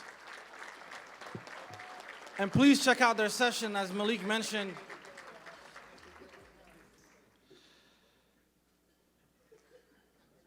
At this point, I'd like to invite Dr. Terrence Elliott, our elder, to give us the conference logistics. Baba, to figure out what we're going to do next. All right, Uncle Baba to you, young man. All right. How we doing in here? I don't hear you. Come on, make some noise. You finished with your food. What a day, right? What a presentation. I want you to make a little more noise. How you doing in here? That's what we're talking about. Well, you know, we done finished lunch, so we're headed back to the breakout sessions. You excited? No. You excited? All right, I heard you. So please go back to your apps, refer to the program on your apps so you know where you're going. Make sure you're taking pictures, posting them to the apps. Make sure you're taking notes on your phone so you'll be ready to share this information when you get back to your colleges. And we want to share it with us. Put your thoughts on the apps, how you're doing, so we can move forward. So at 5 p.m., we want you to join us because we're going to have the HBCU College Fair. How many of you brought your unofficial transcripts? Oh, I mean, damn. Ain't nobody told you? Zaire, I mean, somebody told you? One more time, how many of you brought your unofficial transcripts? Y'all ain't trying to move on? Damn. All right. Do your thing. So we're going to have a little social networking session, and tomorrow I'll be back here to start you off. So have a great day. Peace and blessings. Ashe. Before we let y'all depart, there's a credit card here. Y'all might want to hear this out. Sterling Briggs, I might go on a shopping spree. Sterling Briggs, come and retrieve your credit card. We're going to introduce, to kind of close us out, Dr. Manuel Gabru. Dr. Gabru.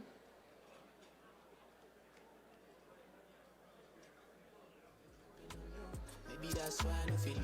Oh, I'm in a big mood. Call I feel you. Something wake up cool in my body. Tell me will do. No, I'm good. If I can have attention for one quick second, just give me 30 seconds. So a lot of the work that we do doesn't happen without the staff behind the scenes. And I want to make sure we acknowledge these important people because they're not just staff, they're family. Especially when we all call them 8 o'clock, 9 o'clock at night, 10 o'clock at night. They're working till 2 a.m. to make sure this conference goes well. So I know if I was at the college, I'd probably be grieved every single day for how many times we call our staff on the weekends and all the things that we do after work hours. So I want to recognize a few people that really make all the magic happen in supporting this organization and how we move every single day. So first off, let me recognize Dr. Elizabeth English, our social media coordinator. Please stand.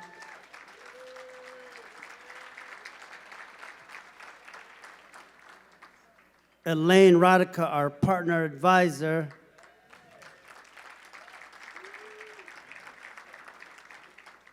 Bradley Johnson, our data analyst.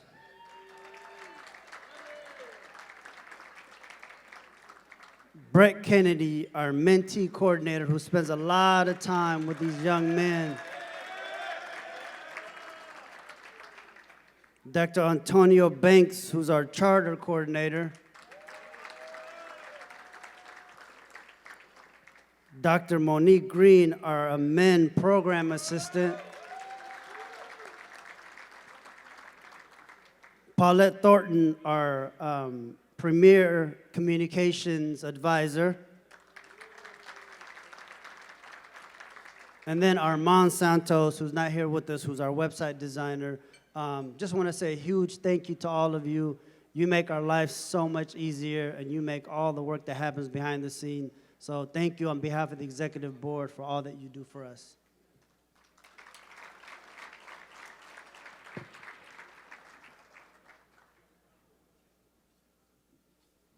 At this time, you are all dismissed to please attend all the wonderful sessions we have for you, and we'll see you at the reception.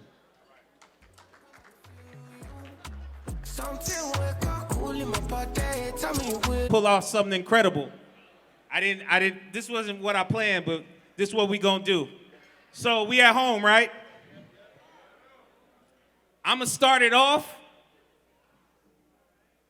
When I turn around, y'all better be doing it right. Let's see. V, let's go.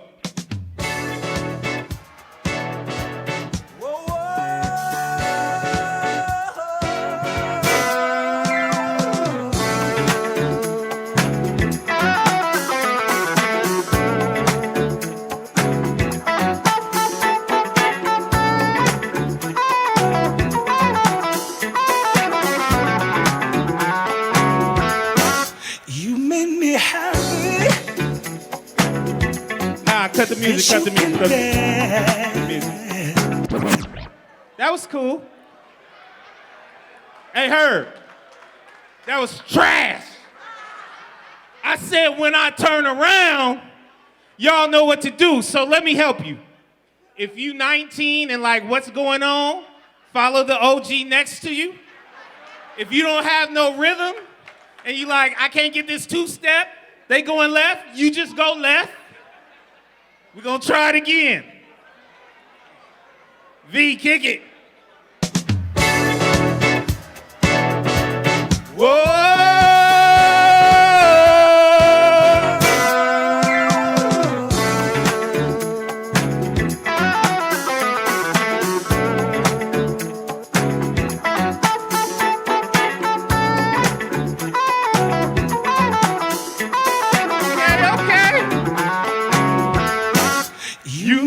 happy. This you can bear. You stood right beside me, yeah, and I won't forget. And I really love you. You should know. I wanna make sure I'm right, girl, before I let go. We've had a good time. That's not to say, no. We've hurting each other. Thank you, thank you, thank you, thank you. That's how we get up on a Friday. That's how we started off. You should hear the stuff I play when I'm driving to work. I couldn't even have her play it. So first off, welcome. If you guys don't mind, come closer, we family. I used the word home earlier, but I'm gonna keep it real. We not home. We in America. A man took me to Africa twice in 2021. I know where home is now. I have two quick stories and I'm gonna get off the stage. Before I tell my stories, I wanna acknowledge a couple people. So the first person I wanna acknowledge is wearing red. He's clean, his waves is fresh. He's our president. He in shape, he looking good in his outfit. Dr. Emmanuel Gabru. You guys do not understand the work that he has put in to lead us. Stand up and acknowledge this man for what he's done. You deserve it. Congratulations, brother. His heart is in this. His heart is in this.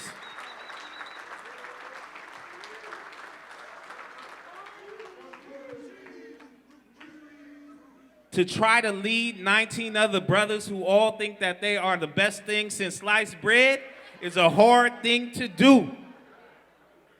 I also want to acknowledge Crystal Ellis and her team. Phenomenal. Thank you so much for everything you always do for us. I want to thank our hotel staff. They have been phenomenal. Thank you for all you do. Two quick stories and I'm out of here. First one is what this last year has meant for me, right? So we were in person in 2020, and in 2021, we were virtual. I had a heart attack in 2021. I was 44 years old, had a heart attack. So first of all, I'm just happy to be here, right?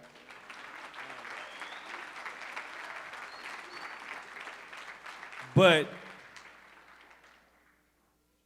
being with these brothers, we go to Africa, and don't laugh at the story, but they know. We went to Africa, and we ended up in Ghana, and my father, who was my hero, it was always his dream to go back to Africa. That's all he ever talked about, and he was very Pan-African, and that's what he wanted, and never got to go, right? So in 2018, I went to the continent for the first time, and all I felt was, I'm the manifestation of my father's dreams. This is excellent. But I go with these brothers, and we just, you know, we're sightseeing, we're doing the tourist thing, and we see a Sankofa wall. And this wall is designed for those of us who have passed away and never made it back, right? And I'm like, man, I can't believe this, but we know it was God that was leading me here for this. So I was like, I want my dad's name on this wall. So I paid for it. They said it'll take 3 days. Now, if you've been to Ghana, you know 3 days means they do it when they feel like doing it. So 3 days later, I'm like, let's go back. Name ain't on the wall. We getting ready to leave. We've been there a week. Name ain't on the wall. I call him back 3 weeks later. Name ain't on the wall. 3 months. Name ain't on the wall. So we go back in December. I'm on the plane. They could see it. I was like, when we go back, I'm going back there. And when we go back to that wall, my daddy's name better be on that wall. And they was behind me like, please let his daddy's name be on that wall. So they're closed. But I still go up there, I'm like, thank God they closed, because I'm ready to kick, they're gonna put my daddy's name was on the wall. So I wanna thank you for that legacy, because you guys don't know what that means to me, for him to be there, and what that means for my family, so thank you. I am going to introduce my brother, Dr. Eric Handy, to come up.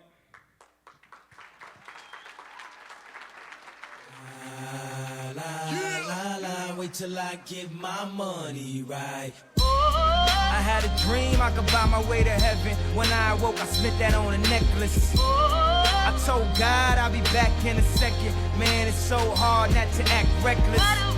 To whom much is given, much is tested. Get arrested, guess until he get the message. I feel the pressure under more scrutiny. And what I do, act more stupidly. bought more jewelry, more Louis V. My mama couldn't get through to me. The drama, people suing. Listen, this ain't no rap concert, but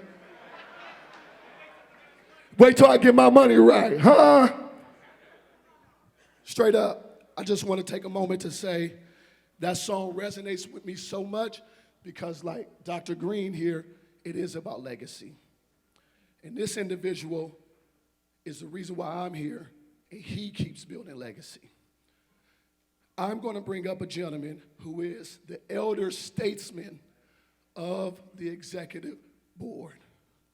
Yeah, clap up for that. The brother tapped me on the shoulder. He's mentored me. He's the reason why I'm here. He is a world-renowned musician, an author, and a brother who has put 25 years of blood, sweat, and tears into the system, and is the first board member to retire, none other than my brother, Uncle Papa, Dr. Elliott! Every day is feeling just like Sunday.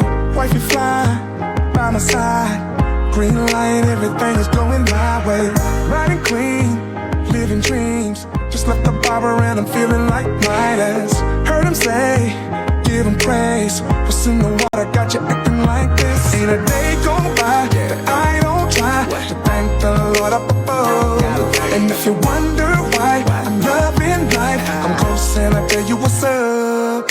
Listen. Ask me how I'm doing, I'm blessed. Yes, living every moment, no regrets. Smile up on my face, I'm like, oh, yes, I'm blessed. Yes, I'm blessed. Yes, ask me how I'm doing, I'm blessed. Yes, living every moment, no regrets. Smile up on my face, I'm like, oh. All right. You can see I'm blessed. I got my white on. I got my brother introducing me with a bigger song than me, but it's all right. You know, he's always upstaging me, and he calls himself my mentee, but you know how they do it, huh, Ed? You know, these young people. But I'm good. How you doing, people? All right, we about to get into something. You know, my brother Morel, he just introduced this, set this up for me. Didn't do my mic on the stand, but all right. He set this up for me so nicely because what I'm going to talk about today, a couple things. I want us to center ourselves and understand, you know, I'm a musician. So we're going to do two things. We're going to understand listening and learning. Because a lot of times, we're not ready to receive the information. You know, we go to the classroom, we tired. We thinking about the party last night or what we did on the phone the weekend, right? We're looking at our outfit. We're checking our text messages, even on Zoom. We ain't interested. We ain't focused. And a lot of that ain't your problem.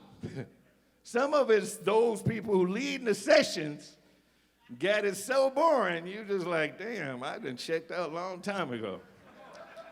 But we gotta check in because here, we here, not just to reimagine, but to become this excellence.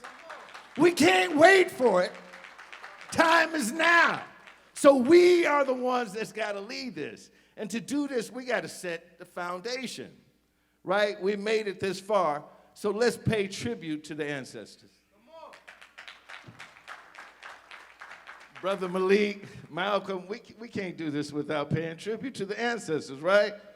We gotta remember those who didn't make it with us. We gotta remember, if you're like me, lost both of my parents. Almost lost my brother over the holidays, right? So when Morel let us know he had a heart attack, I was on my knees. Because something's gotta change. We can't go out like this. Look at me, I'm not going out like that. I'm not gonna eat wrong foods. I'm tired of being angry, right? I'm drinking water, plant-based.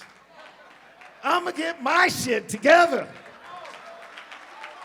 You ain't gonna wanna read about me in obituary. I wanna be here next year, right? And I just wanna put some pointers. You know, I done already signed the papers for retirement, and it's already in a new program. I'm learning more. I got about 10 degrees, I don't even know. But I'm still climbing because I want you to know, especially my mentees right here at this table, I want you to know it ain't over. It's never over, right? We gotta keep climbing to the top. So let's take a minute. Let's clear our minds. Let's take some deep breaths. Let's feel good. Let's center ourselves, get our feet on the floor, sit up, tired of that slouching. Let's get straight, get those backs turned, turn your chairs around so you can see me. Put your back on the seat, put the feet down. Let's just center ourselves. You too, brother, I'm talking to you. Put your chair around, center yourself. We ain't just talking to anybody's, right? Turn around, people. Come on, I'm talking. They call me Uncle Baba. You didn't get that? All right, let's start again. All right, so we got to center ourselves. So let's take some deep breaths. The way we breathe, right? We breathe from our diaphragm, but we really breathe from the bottom of our feet. Okay. Right? Because really, right? We got to be grounded. And we're going to do a whole exercise on it, but stay tuned. But let's just breathe from the bottom of our feet. Take these deep breaths, right? Come on, people. Let's take them. Here we go. Let's take another one. I didn't do a good one. Let's get to the bottom. Here we go. Ready?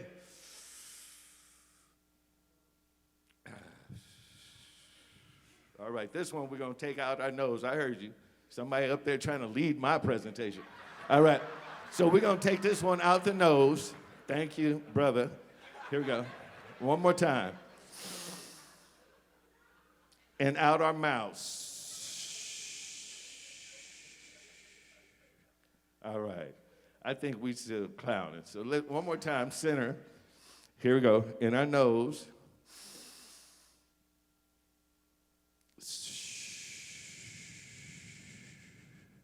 All right. So we're going to think about the ancestors.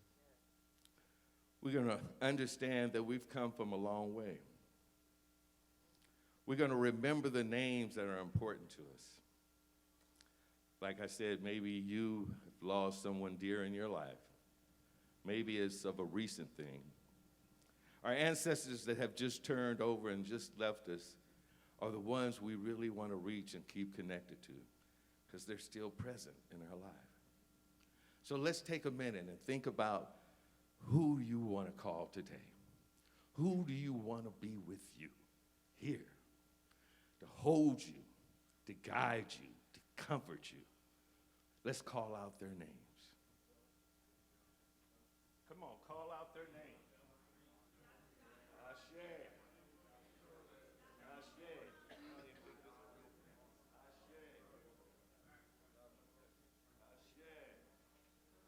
Come on, everybody. Ashe, you got somebody. Ashe. I'm gonna call out my father, Henry Elliott, my mother, Lydia. Hopefully my father will join me here as an educator. And we're going to close this by saying, I will remember and honor my ancestors and praise and respect my elders. One more time, everybody. I will remember and honor my ancestors and praise and respect my elders.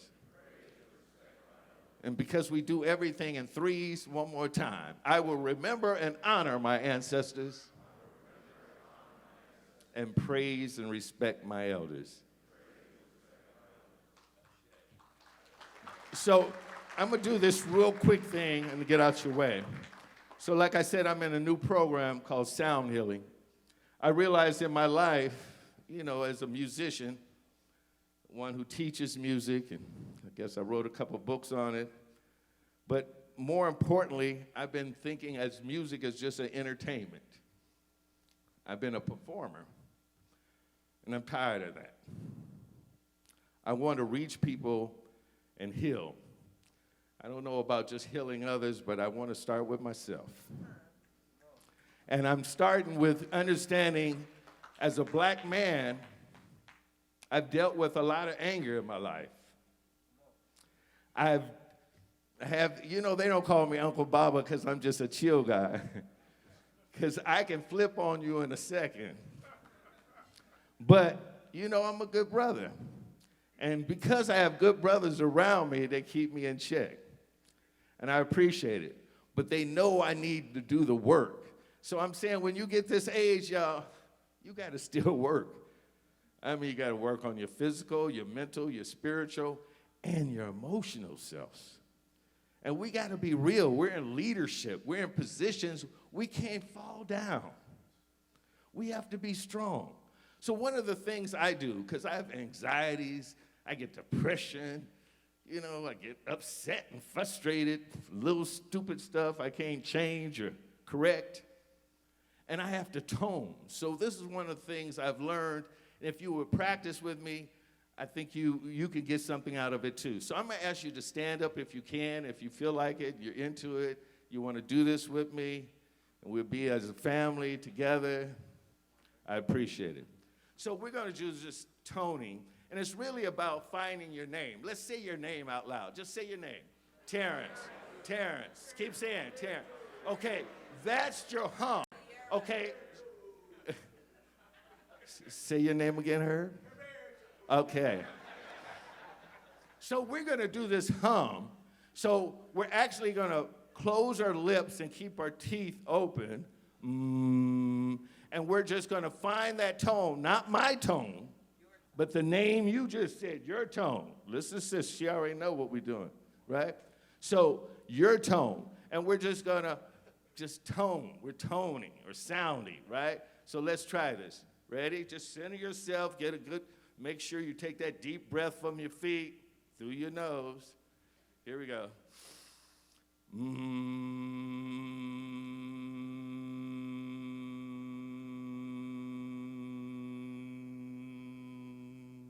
Again.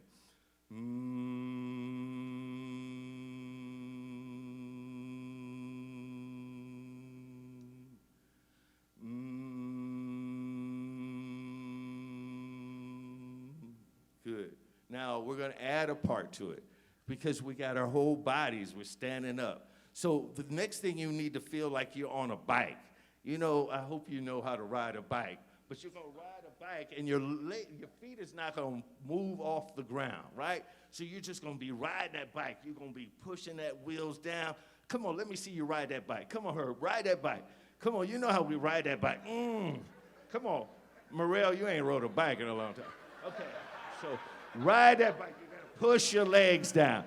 Y'all looking kind of silly. We ain't dancing, just riding a bike, right? Okay, so we're gonna ride this bike. We don't need our arms, but you know me, I gotta use my whole body. We're gonna ride a bike and do our toning. Ready? Here we go.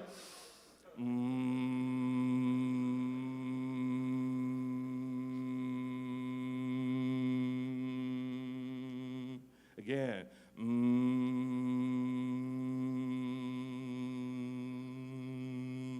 Third time.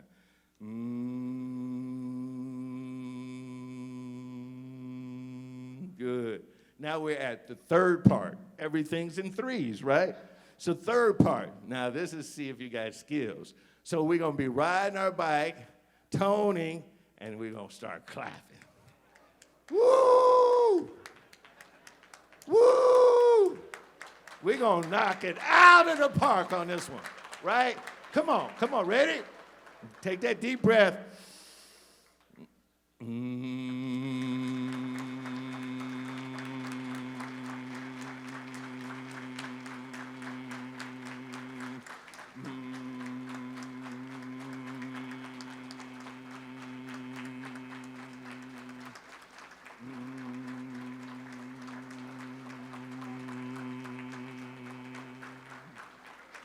Ashe. How you feeling, huh? That's right, you feel ready. So we're going to sit up and listen to this information. I appreciate you sharing this with me, Madasi. Peace and blessings, Uncle Baba.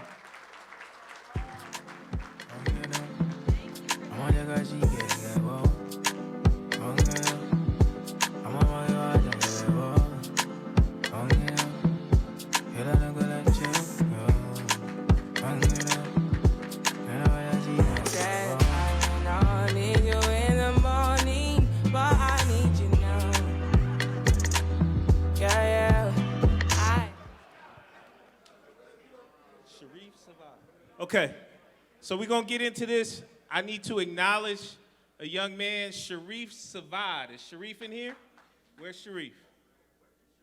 Sharif, stand up. Well, we don't need to see him because Sharif got a full ride to Fisk last night, Fisk University.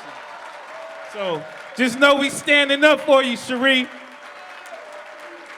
From Pasadena City College, PCC, Fisk University. He's still celebrating. Let him do that. Two more people I want to acknowledge. So 2 years ago, I had two young men stand up. One was, he was about 15 years old. He was the youngest person in the room.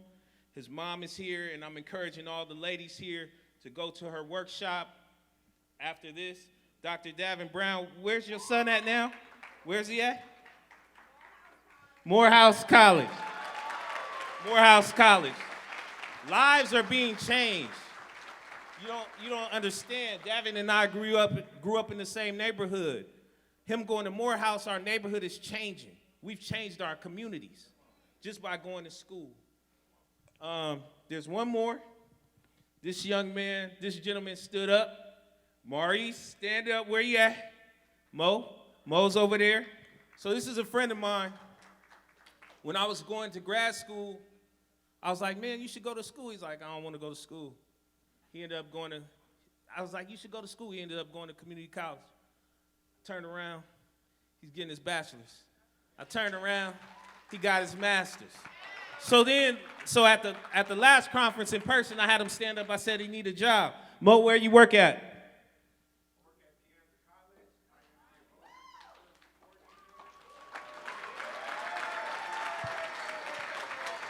Umoja Counselor Coordinator, De Anza College, tenure track position. One interview, tenure track.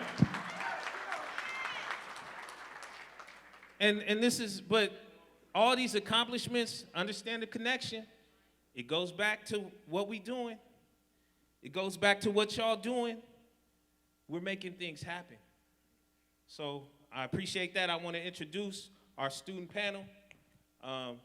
Brother Aaron Vines, Dr. Aaron Vines. Ice-T's in the building. Yeah. Weezy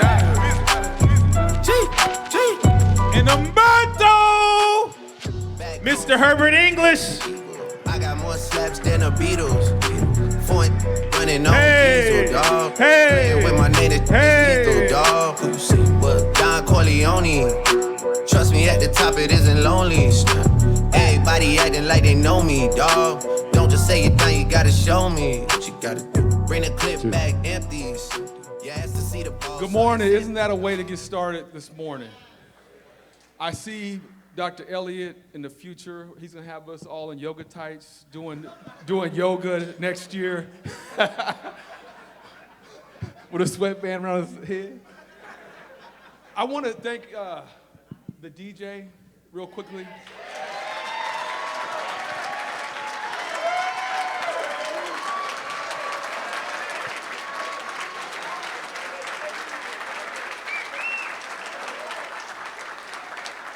And I want to tell you a quick story. I grew up in a house where we had family parties, and this is how it was. We would have all night into the morning. Her mother was the DJ. She was a little baby.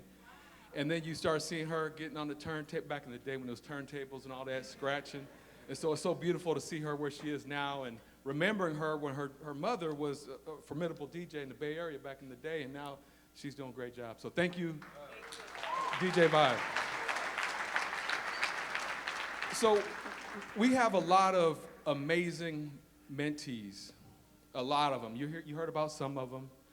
But I think we have 4 or 5 that we're going to have on the panel today.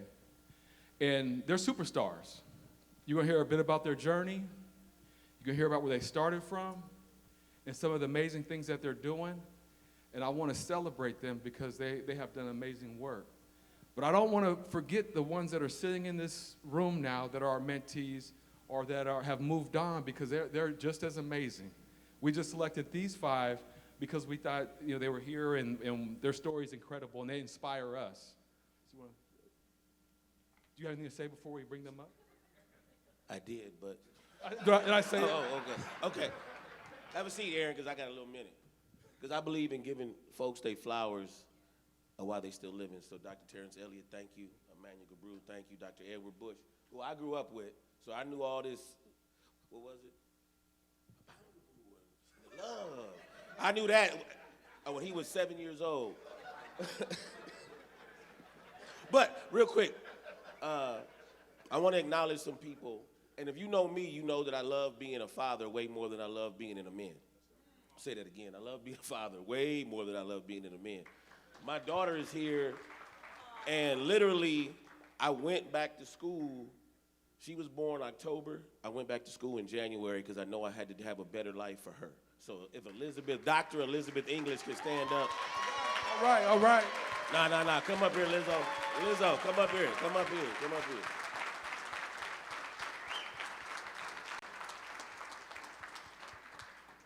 Like literally, this is, I wanted a boy, y'all, but we got a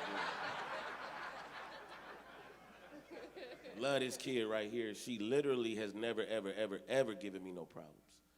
Works hard, does what I ask her to do. I'm just gonna say it. My baby ain't ratchet. It was cool yesterday, but today, she not ratchet.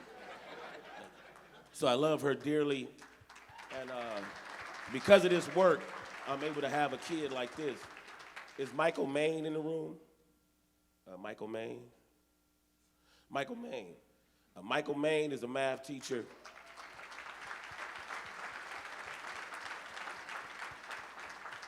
After Liz was born, I went to Riverside City College.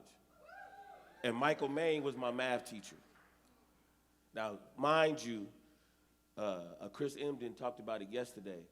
My math teacher thought, I can't wait till this boy get out of my class. I wasn't listening, I wasn't paying attention, and he told me you'll never amount to anything. But then I went to Michael Main's class. I had 3 math classes with Michael Main. I never got anything less than an A. Because that brother took an interest in me, because that brother saw something in me that I didn't even see in myself. So we got to start celebrating these black faculty that are doing the work. And Michael Main is my man, 50 grand. He's retiring this year. He only looks 35, but he's retiring this year. Next year, my bad, next year. All right, all right. And then the last person I want to acknowledge, because I do believe that our young people are doing amazing things. I'm a member of Kappa Alpha Psi fraternity. All the Divine Nine, can you please stand up in this room? Please, please, please. The Divine Nine, please stand up.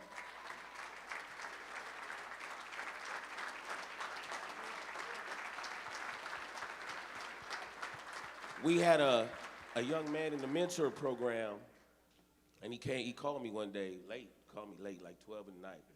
Herb, I want to talk to you. Like, man, can you call me at 8? And he said, I want to be a Kappa, right? And I'm just going to be honest with y'all, don't record this piece. I was real scared for him. I'm going to tell you why I was scared for him, but I was really scared for him. Ebenezer, please stand up, my young brother. Easy.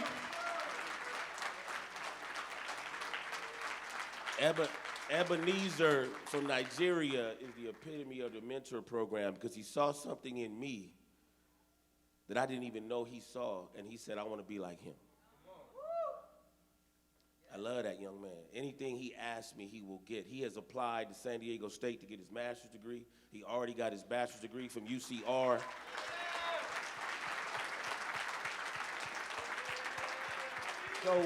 So when the people at your campus want to talk about data, Amen got real data. I can touch on that young man. I don't care about the data sets. He was in a mentor program, got his bachelor's, now he's working on his master's degree. Because of what the men and the men, not just me, all the men and the men and those mentors that he had at his campuses. So I love you, young brother, appreciate it. Now we can get to our panel. Panel, come on up and we'll have you introduce yourselves. While they're coming up, I want to also give thanks to Sean, the man that helps us with the audio visual, and it helps with the DJ. He does it all. So thank you so much. Every year he's we can depend on him. Come on up. You can't imagine the way that this cash feeling. Don't know what's harder, the first or the last million. Have a seat, have a seat.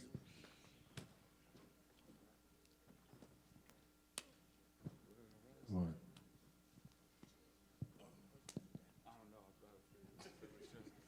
We're just gonna shake hands all day. So we're gonna ask, like I said before, these guys are superstars in the men. We hold them in high regard, high regard. And I don't want to lose the fact that you're sitting next to a men's superstar mentees also. So these guys, we chose them. They have unique stories.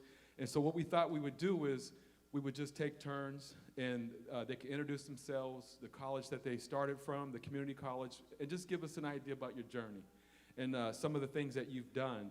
You guys not only inspire our other mentees, but you inspire the professionals because they see other students that look just like you around campuses, and they need to see what's possible.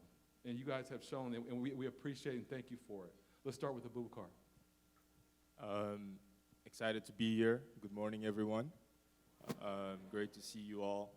And it's always great to be back on this stage where, for the first time, I spoke in front of 500 people. And I come from Guinea. I was born and raised in West Africa. I moved to the US in 2013, not speaking a word of English. There are actually people here, Brother Jamal, who I met during my first month in the US, not knowing how to speak English. So I spent the year learning how to speak English.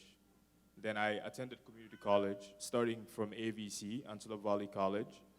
And after a year there, I also signed up for Pasadena City College. So shout out to you guys over there.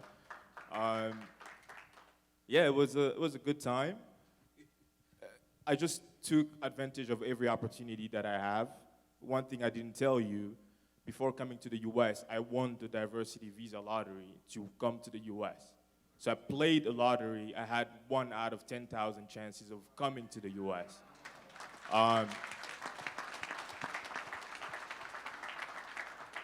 And that was the opportunity. So when I came here, I just saw endless opportunities in front of me, and I just wanted to take advantage of every single one of them.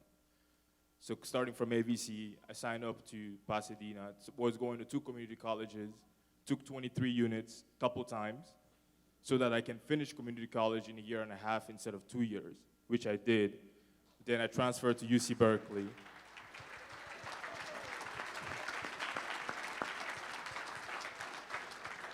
And back in community college, the first time I came to the conference here was in 2016. And for me, it was a moment of change, because it was, in community college, I saw a lot of people, and what I felt was that when you're serious about school, you tend to be singled out. So A2MEND just gave me that perspective of seeing other black men that are doing amazing things, just seeing all the doctors. I'm like, what? At that time, a master's degree or something was so far away from me. But that exposure allowed me to think about what I can get, think about what opportunities are ahead of me. So I went to UC Berkeley, graduated with honors in architecture, and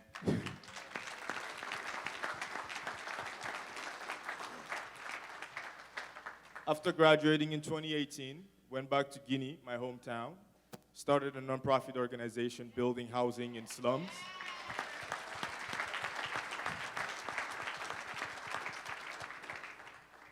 And I've been doing that, and then came back and worked for an architecture firm in San Francisco, and realized that that's not the life that I want to live.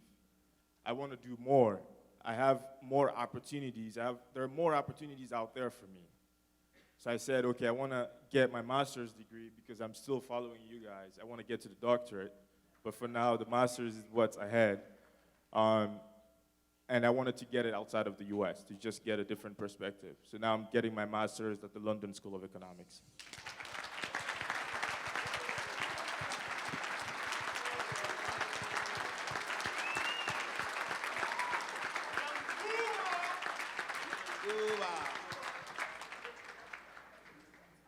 So I would just say, take advantage of every opportunity that you have, and remember that you have everything to win and really nothing to lose.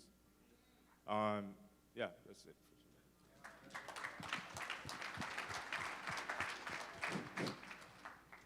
Good morning, everybody. How's everybody doing? My name is Aman Asfal.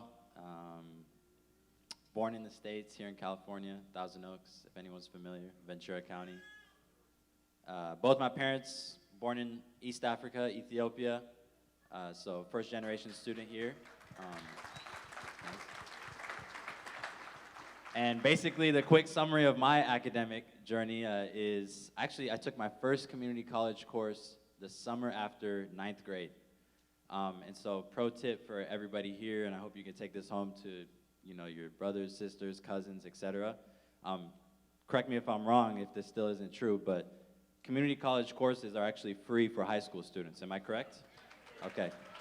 So, and it's still, that was the case when I went, and it's still the case now. The only thing is you get like last priority, but shoot, if there's space in the class, just jump in if it works with your schedule in the summertime, right? So I did that actually every summer in high school. Took one between 2 classes at Moore Park College. So that kind of got me introduced to, collegiate life, academics. It actually introduced me to STEM as well. Introduced me to Dr. Gabru. Met him at Moore Park College through my dad and a mutual friend, and that's how I got connected into A2MEND. From there, got into Cal Poly San Luis Obispo as a freshman, 4-year student, studying electrical engineering. And so, but even when I started there, every summer while at Cal Poly, I would take at least one community college course online.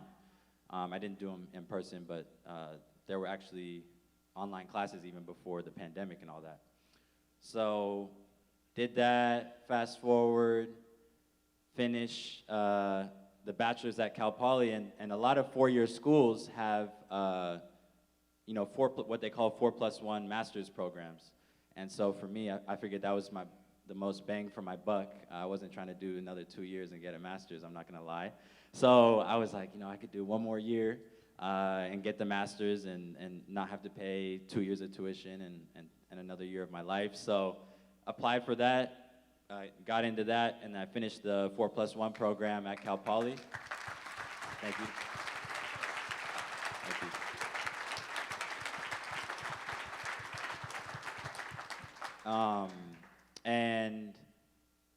And so that's just kind of the quick academic summary, but I think the biggest takeaway that I'd like to share with everyone, and I think is kind of unique about how I went through my degree, is like I didn't sprint through it. When I look back, I never realized in 9th grade that like my college career or whatever like started, you know, as a 9th grader or a 10th grader. But technically it did, and I just kind of kept it at a steady pace. And I think if I remember correctly, I only had one summer between 9th grade and my 5th year of college where I did not take a single class. I was always in at least one class.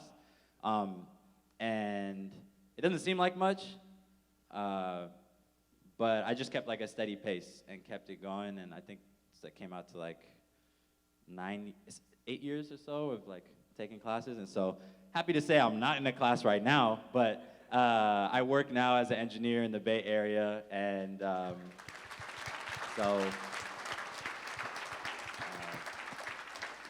super passionate about engineering, STEM, all that stuff, and so would love to talk to anyone if you have questions about that after this. You can stop by me and like add me on LinkedIn and all that so that we can stay connected.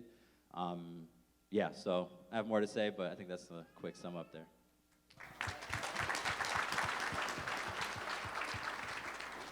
Good morning, everybody.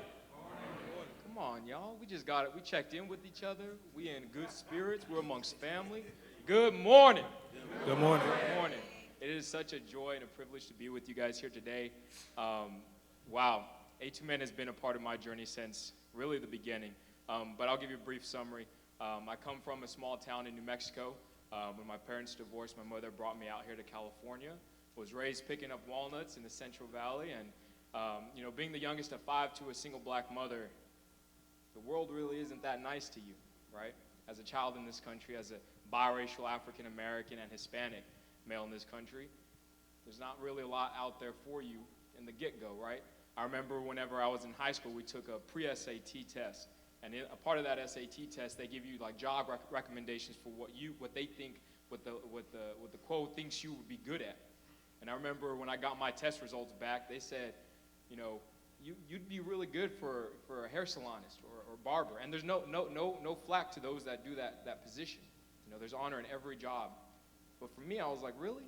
All my white friends, all my other peers, they're getting doctor, lawyer, engineer.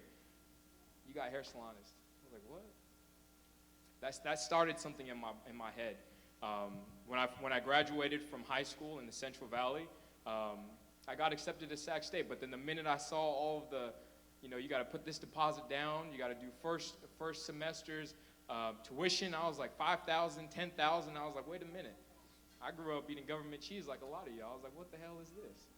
So I was like, you know what? Let me go to community college first. And so I went to community college. I met my uncle. I call him my uncle now, Brett Kennedy. I remember I walked into his office. The first day. I was like, you know what? My mama told me that, you know, you can do whatever you want if you put your mind to it. I was like, let me try it. The first day I step on campus, I go up to Brett's office. I was like, look, I don't know what I really want to do. I know I want to do political science, but I need some help. I need some guidance.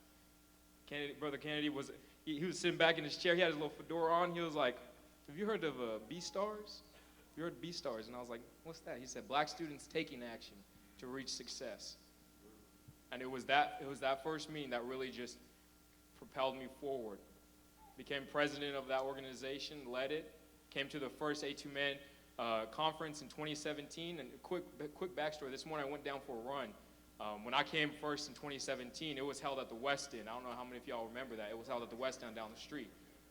And as I was running down the road, I saw the big West End sign. I was like, that was the first conference that I actually had a name tag, that someone put a name on a tag and gave it to me and validated my existence in this world.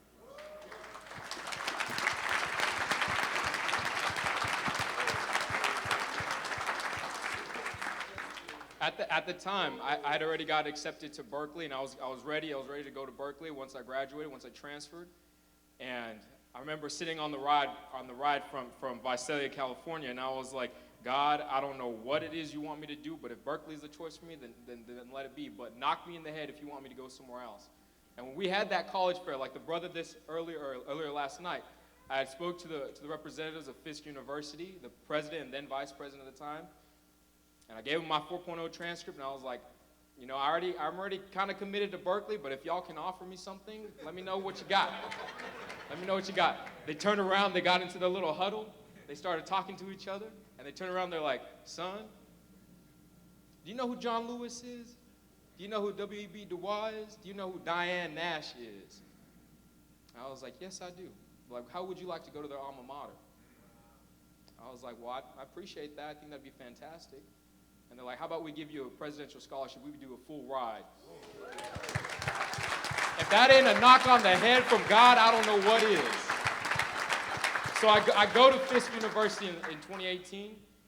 I do everything that I can to make my claim, make my stake in there, to learn from the elders on a historic campus. Historical, beautiful black HBCU campus. I meet new mentors, people who had their doctorates, very similar to here, right? You have black and brown folk that have their doctors, their masters, doing things for their communities. And I had a brother, Dr. Jason, the Reverend Dr. Jason Curry. He was a Q. I'm a Sigma, so it's all right, but we got along. And he was like, Jesus, you really feel like he's like, I know you want to go into politics, I know you want to do law and all this stuff, but how about you go to divinity school? I was like, Pastor? I was like, I ain't no reverend, Pastor. I ain't no reverend. But I'll consider it. And now I'm at Harvard Divinity School. On a presidential scholarship, I had. I ain't paying a dime to that institution. I ain't paying a dime to that institution.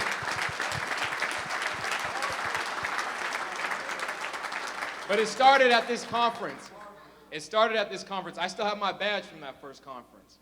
And I got my badge now. It says speaker on it.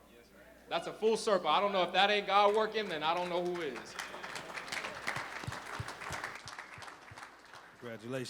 Congratulations, everybody. My name is Malcolm Mosiah Smutaki, a.k.a. Brother Malcolm. And, I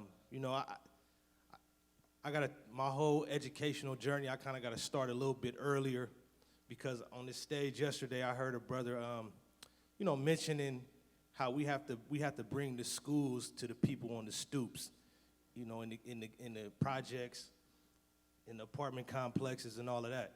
So my first place of education was in the ghettos of California, San Diego, Southeast, Spring Valley. You know what I'm talking about? Y'all know something about that? Hey, you know what I'm saying? That's my first place of learning. That's where I learned economics, money management, transferable skills, ballistics, I learned a lot, So that's, that's my first place of learning. And, weights and measures. So, so that was it, I dropped out of high school. Because, I didn't feel like I belonged. I didn't feel like I didn't belong. I felt like a stranger on campus. I felt like an adult surrounded by children. And I felt like I wasn't learning anything relevant. Anytime they teaching you that Benjamin Franklin discovered electricity by putting a key on a kite, you know something is wrong. So I dropped out. But I got my GED in juvenile hall in Rancho del Campo. you know, because I had time to do it. And so my next university was California Department of Corrections. That's where I learned politics. That's where I learned the art of war. That's where I learned psychology, criminal justice, law. You know, I can talk to a lawyer right now about penal codes and stand neck and neck with them because I was surrounded by people who was getting bamboozled by the law. That was my first introduction to black history and religious studies. And, you know, not to knock any of the institutions of higher learning, but to be honest, I learned more beneficial information in a cage than I did in any classroom I've been in to date. And I also seen some of the most brilliant people that I've ever ran into. And I'm gonna tell you a story how I knew there were some geniuses in there. And some of them ain't never coming home, but the first place I went to, a brother asked me, "Hey man, you wanna smoke something?" So I'm still young and, you know, in my ways. I'm like, sure. He pulls out some type of contraption. It's like a razor handle with some sort of safety pins on it, mounted on top of this razor handle. It has a staple in the middle of it. And he dips it into a cup of salt water and plugs it into an outlet, and the staple starts turning red, and he puts the cigarette on the burning staple and fires it up. I'm just amazed, you know. I'm like, and you talk about electrical engineering, you know what I'm saying? I'm like, man, this guy's a genius. What school was cultivating that skill, that genius? You know? And look how he's using his skills now to spark cigarettes. You know, how many cities could this man be generating power to? So, you know, that was the next place, and it was in California Department of Corrections where they had a program, Cerro Coso Community College. Some brave professors were coming in there to teach students, incarcerated students. So I just took a class just because I had time, you know, and I pretty much read all the books that I had, so I'm like, let me try it. And I took a class. I'm like, man, this stuff is easy.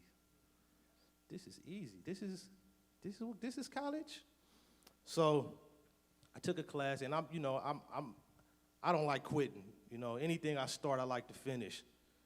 And when I came home from that university, the poor man's university, I knew that I needed something to occupy my time, and I wanted to finish what I started, so I enrolled in San Diego City College. Anybody San Diego City College in the house?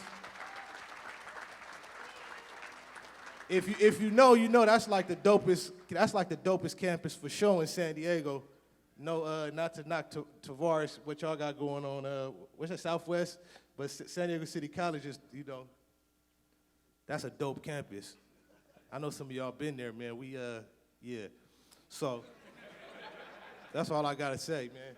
So anyways, I got my associates from San Diego City College, transferred to San Diego State University. I'm graduating this spring, applied for a master's program. You know, we're gonna keep pushing. You know.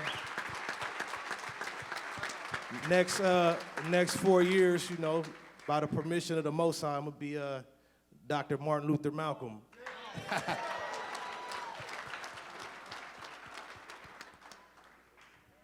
All right, hello everybody. My name is Chris Adams. There we go.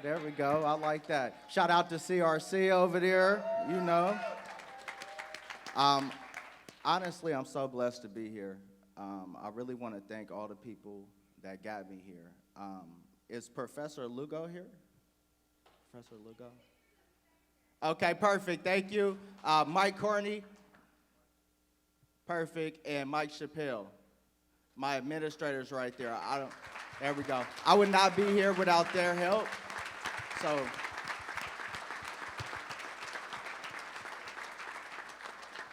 and also one more person. Is Dr. Lowe here?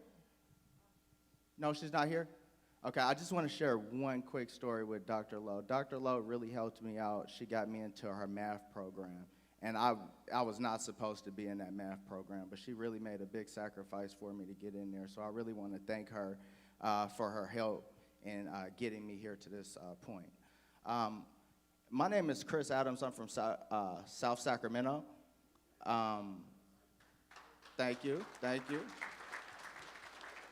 I grew up in a couple of rough neighborhoods. I don't really like talking about it like that because I'm sure, a lot of people have them same stories.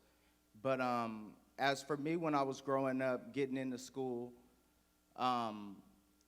trouble is kind of easy to find you because either you do or you don't. Right. And you don't have to go that route. But I chose to go that route because I felt like if you did not go that route, you would be a weak person. And I didn't want to be a weak person. I didn't want to be bullied. I didn't want to be a victim of something happened to me or my family getting hurt or my close friends getting hurt.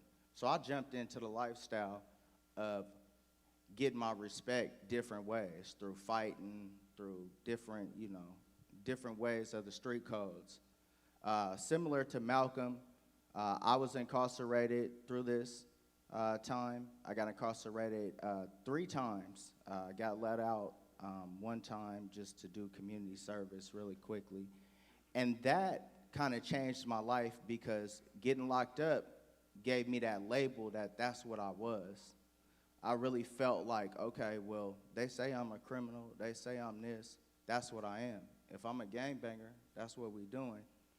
And I couldn't see it because in my neighborhood, we didn't have lawyers, doctors, different things of that nature. My uncle would pull up on me with a wad of money and tell me that I needed to go get it. And with that being said, I didn't know how to distinguish what was real and what was not at that point. What was real to me, what was in front of me, all my mentors were saying at the time. My mentors were telling me to go fight. My mentors were telling me to go hit that lick. My mentors were telling me different things that would not be told to me to this day. So with that being said, through that lifestyle, I got locked up. I did my time. I got out. I felt like that's what I was going to do. When I got out of high school, I found out that I had a son.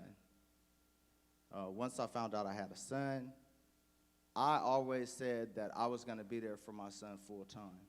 Like, I was not going to let nobody else raise my child. I was not going to let, my son not have a father. And I knew a lot of my friends that did get locked up were not able to raise their child. A lot of my friends that I did grow up with did not have fathers in their homes. I've been blessed, through everything. And, I went straight in. I said, you know what? I'm going to teach my son. I'm going to be there for my son. I remember helping my son one time with homework.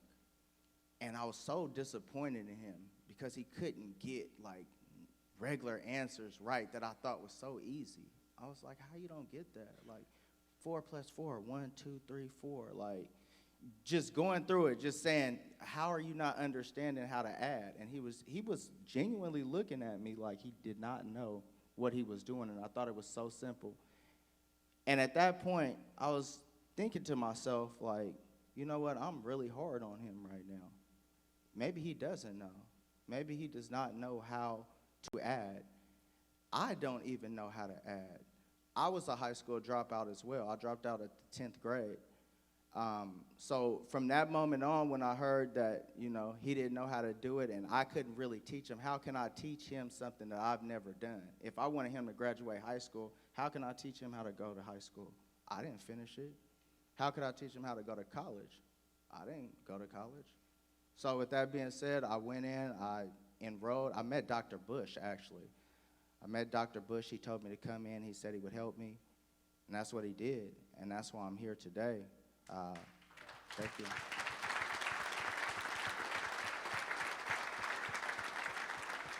Thank you. I graduated from Cosumnes River College with honors. I transferred to UCLA with honors. Finished UCLA, and now I'll be going to law school so I can start defending people. Thank you. Wait, I don't think they heard that. Say that last part one more time, Chris. I don't think they heard that. What did What I you got say? planned?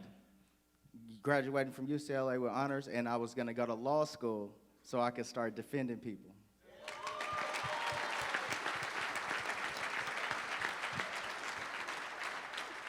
So, thank you all very much for sharing your journey. Very much appreciated, because again, you all inspire us. And I know, like, when Dr. Bush saw you, he saw what you could be. And that's what I think many faculty, staff, and administrators have to be able to do. See what you could be, no matter how you come to us. So thank you for sharing the story. I want to ask, you all have been in the Men for a long time, and you've experienced quite a bit. So I wanted to just ask, are there some parts of your journey where being a part of the Men Mentee program was helpful, that stands out, or anything significant you think that the folks would want to hear? If I can go first, I think the biggest thing is it gave me a platform, right? Being an A2MEND student charter president, it gave me the platform so I can start exercising the things that I was learning in the classroom, that I learned in the streets, but in a proactive, productive area, right? One of the first and one of the biggest events on COS's campus, we were talking about sexual assault awareness, but not necessarily, targeting, women specifically. We brought in all the football players, all the athletes, all the brothers of color that I think oftentimes we're not educated on this. We often see sexual awareness as something that, women are supposed to be talking about. But I was like, nah, like, this is something that we need to be just as involved with. And I got that opportunity. And I still talk about that opportunity at Harvard. When I was at Fisk, I talked about it. Right? And so it was the fact that it gave me a platform so that I can start exercising, start doing the things that I wanted to do because I wanted to be a leader, right? I'll just add to that. In 2016, one of the workshops that I attended was about each one, teach one. And I think for me, having a workshop focused on, the resume or the summary of it was, your success is not complete until you bring someone else with you. And that concept of giving back to your community, giving back to your surrounding people that are next to you, I think A2MEND gave me that. And also A2MEND inspired me. One of the highlights of my A2MEND experience was a trip to Ethiopia. I'm from Africa, right?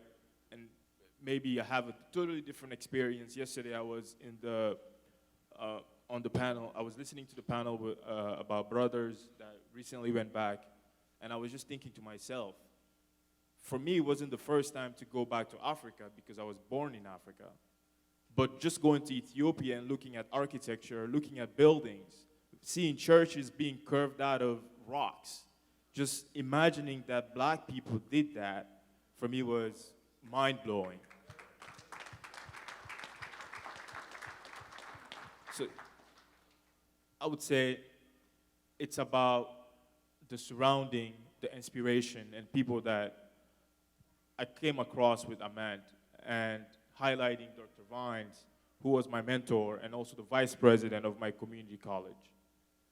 Just having those one-on-one meetings, knowing that there are people that you can talk to. Big Herb. It's just having connections. Brother Trevor, Dr. Bush, everyone, really. Feeling like you have uncles, you have big brothers that you can count on and are there to help you succeed.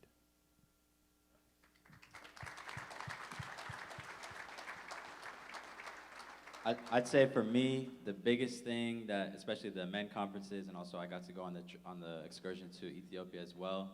The biggest thing A2MEND has done for me, and I hope everyone realizes this when you sit here today, is that you it makes you realize that you are not alone in this journey of like trying to get a degree, trying to get an education, trying to make it through these institutions. There are a lot of other people just like you, struggling, pushing through, succeeding, excelling, and all of that. And I think, like especially for me personally with my experience, I went to the whitest public university in California. Nah, that's a real statistic. Yeah, I know the percent. It's like 54.8% white people. Yeah. Right. Yeah. But anyway, so at my school, and I'm sure others might feel the same way. Or when you transfer into these 4 years, you might have that kind of a shock, right, where you don't see others that look like you. So what happens psychologically, I think, in our heads is we think, damn, I'm the only one doing this. I'm the only one struggling through this. And you just feel like hopeless sometimes, and you feel like there's no point and all that. So this is why I love conferences. A2MEND is not the only organization that I go to as well. Like if there are other orgs and they have conferences, like go to them. Even if you don't know much about the workshops or anything like that, I'm telling you, it is extremely powerful to just be in the presence of your peers, of people who are like miles and kilometers away from you.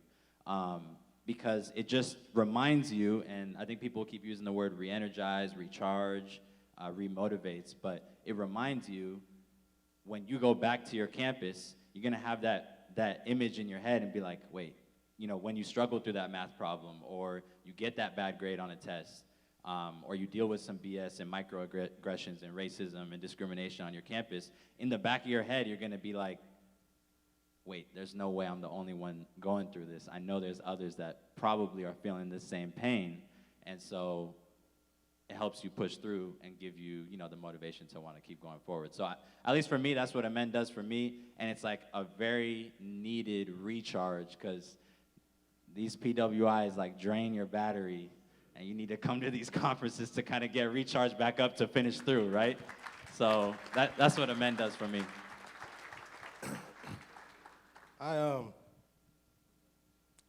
So I think a good place to start this is to kind of mention one of the most devastating effects of the war on drugs and the crack epidemic. Because I was born in the 80s, and I was very much impacted. Well, all of us were. But aside from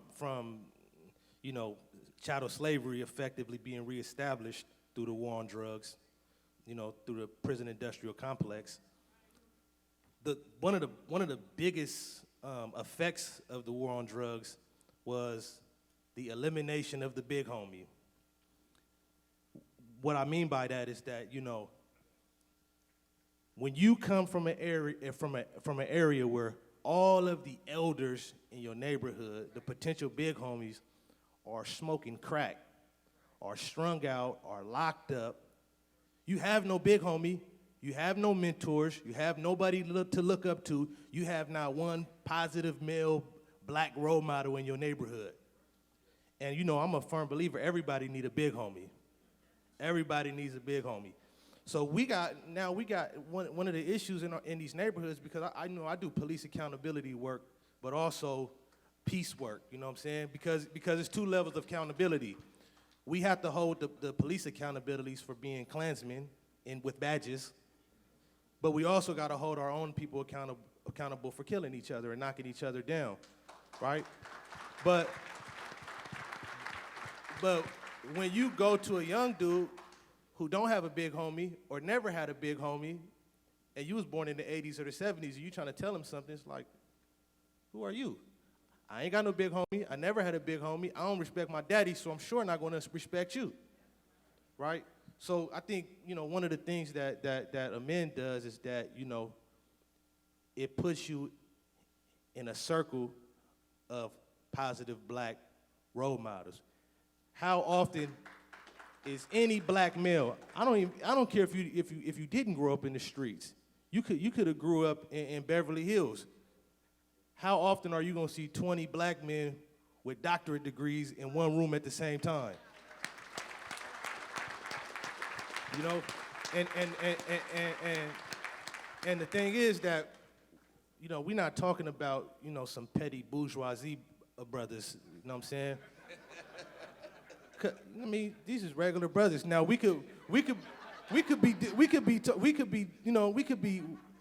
and I don't want nobody, to get the wrong impression. We could be dealing with people that have the talented 10th mentality, them type of black brothers with doctorates. And for anybody, because, part of this is educational, so I'm gonna speak as if some people don't know what talented 10th is. This was an ideology that W.E.B. Du Bois, who you mentioned, is remembered for, but that wasn't his final state. But that's the part, the legacy of Du Bois that they teach us, right? And that ideology essentially says that we need to take, mind you, this is in the 20s when this was being propagated, long before he passed away. This was the idea that we need to take the top 10% of black people and we need to put them in the public, and we need to put them in those positions, and we need to let them integrate, right? It negates the rest of the brilliance and excellence we have in the Project Stoops, right? But what we learned going to Ghana, because we went to the grave of W.B. Du Bois, is that wasn't his final legacy. Before he left, he realized that as much as I want to integrate with these white folks, they don't want me in these spaces with them. I'm still an NIGGA, no matter how many letters I got at the end of my name. So these brothers is not only saying, okay, we want you to get these degrees and these letters and, these credentials, but not just so you can be in these spaces with these people who don't want to be in the same spaces with you, so you could take this expertise and build up your ancestral homeland.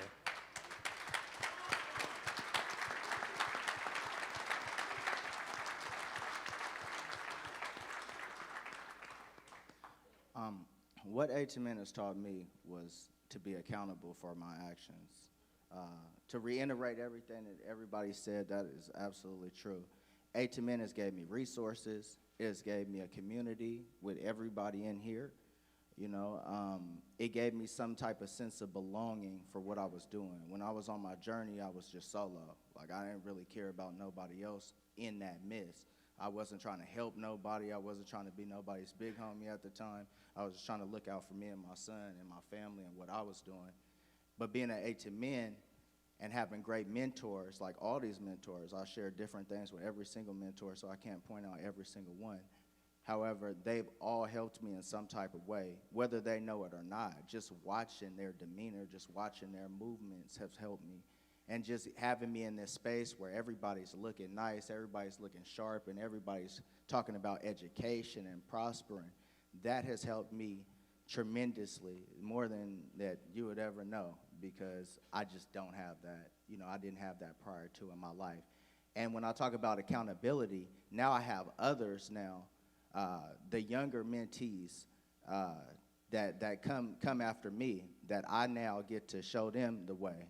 I get to help them out, and that makes me be a better person, because now I have to hold myself accountable for my actions.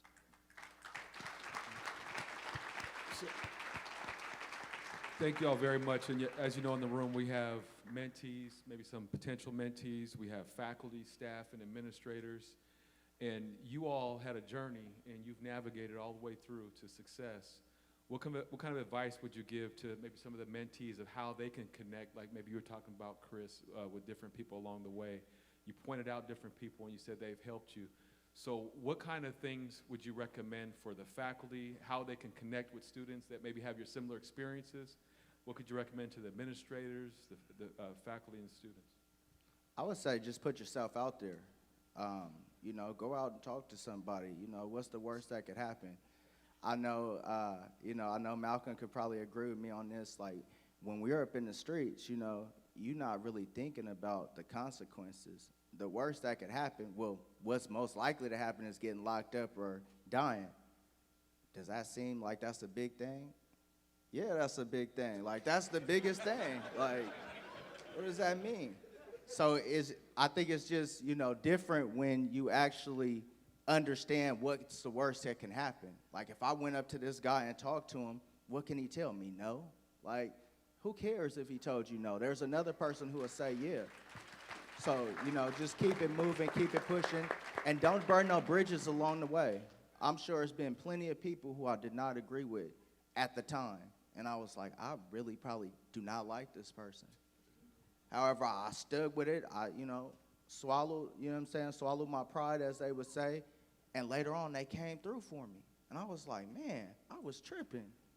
I was really thinking they was a bad person, you know, or they was out to get me. But really, they was just doing what they was doing, looking out for me their way, you know. And just don't be so caught up in your own stuff. That's what I was saying. Anyone else want to answer? And then we're wrapping up. Just to add on to that, don't take no for an answer, at least not the first or the two no's. Be assertive and operate with wisdom. Watch people, especially the professors. One thing that I always do for every class, the first week of class, I book an office hour with a professor. Not to talk about class, just to get to know you and just to break the ice of whatever it is that you have in your mind about what a black student would look like. So,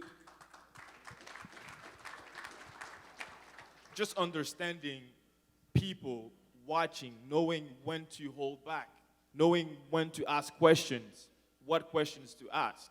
And you won't succeed at asking those questions if you don't look at them and understand what their mentality or what their state of mind at that time is. Real quick. So for the students, my advice would be tell it to, I don't have anything for faculty at the moment off the top of my head, but for students, when you're talking to your administrators on your campuses, just tell it to them straight.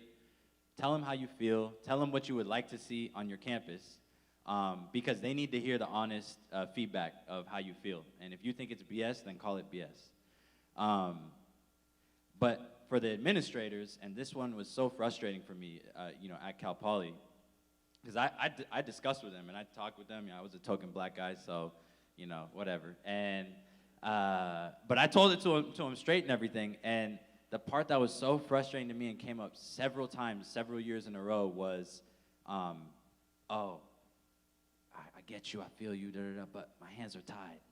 My manager or my boss or the person above me, right?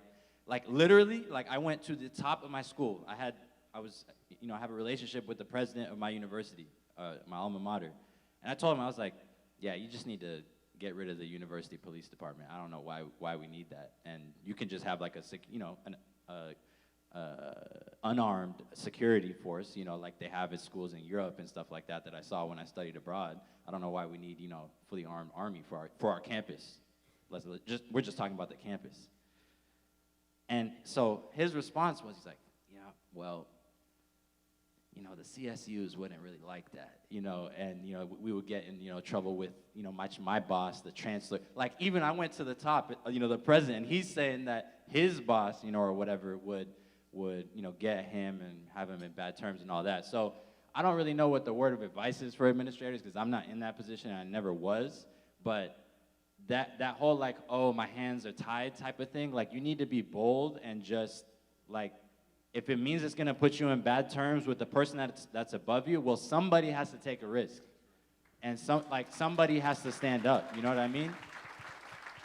Yeah, and I get it on the flip side too, because it's like you have families too, you wanna have a job and security and all that, and I get it, but somebody has to do it, somebody has to stand up, and if you don't, then that's when you have protests on your school and you know, and it's just gonna be hectic and all that. So that's my piece of advice to students and administrators off the top of my head.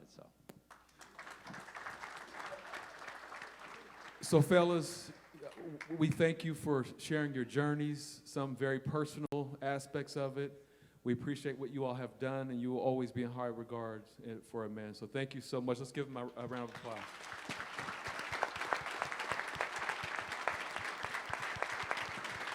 Thank you, guys.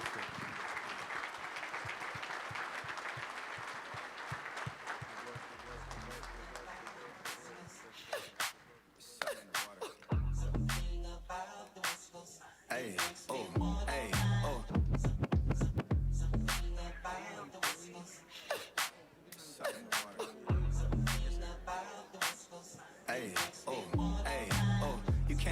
the way that this cash feeling. Don't know what's harder, the first or the last million. My last album took care of my grandchildren. What a morning, what a morning. Can we give it up for our mentees one more time? All of them. All of our mentees stand up, get acknowledged. Get used to being acknowledged. We love you.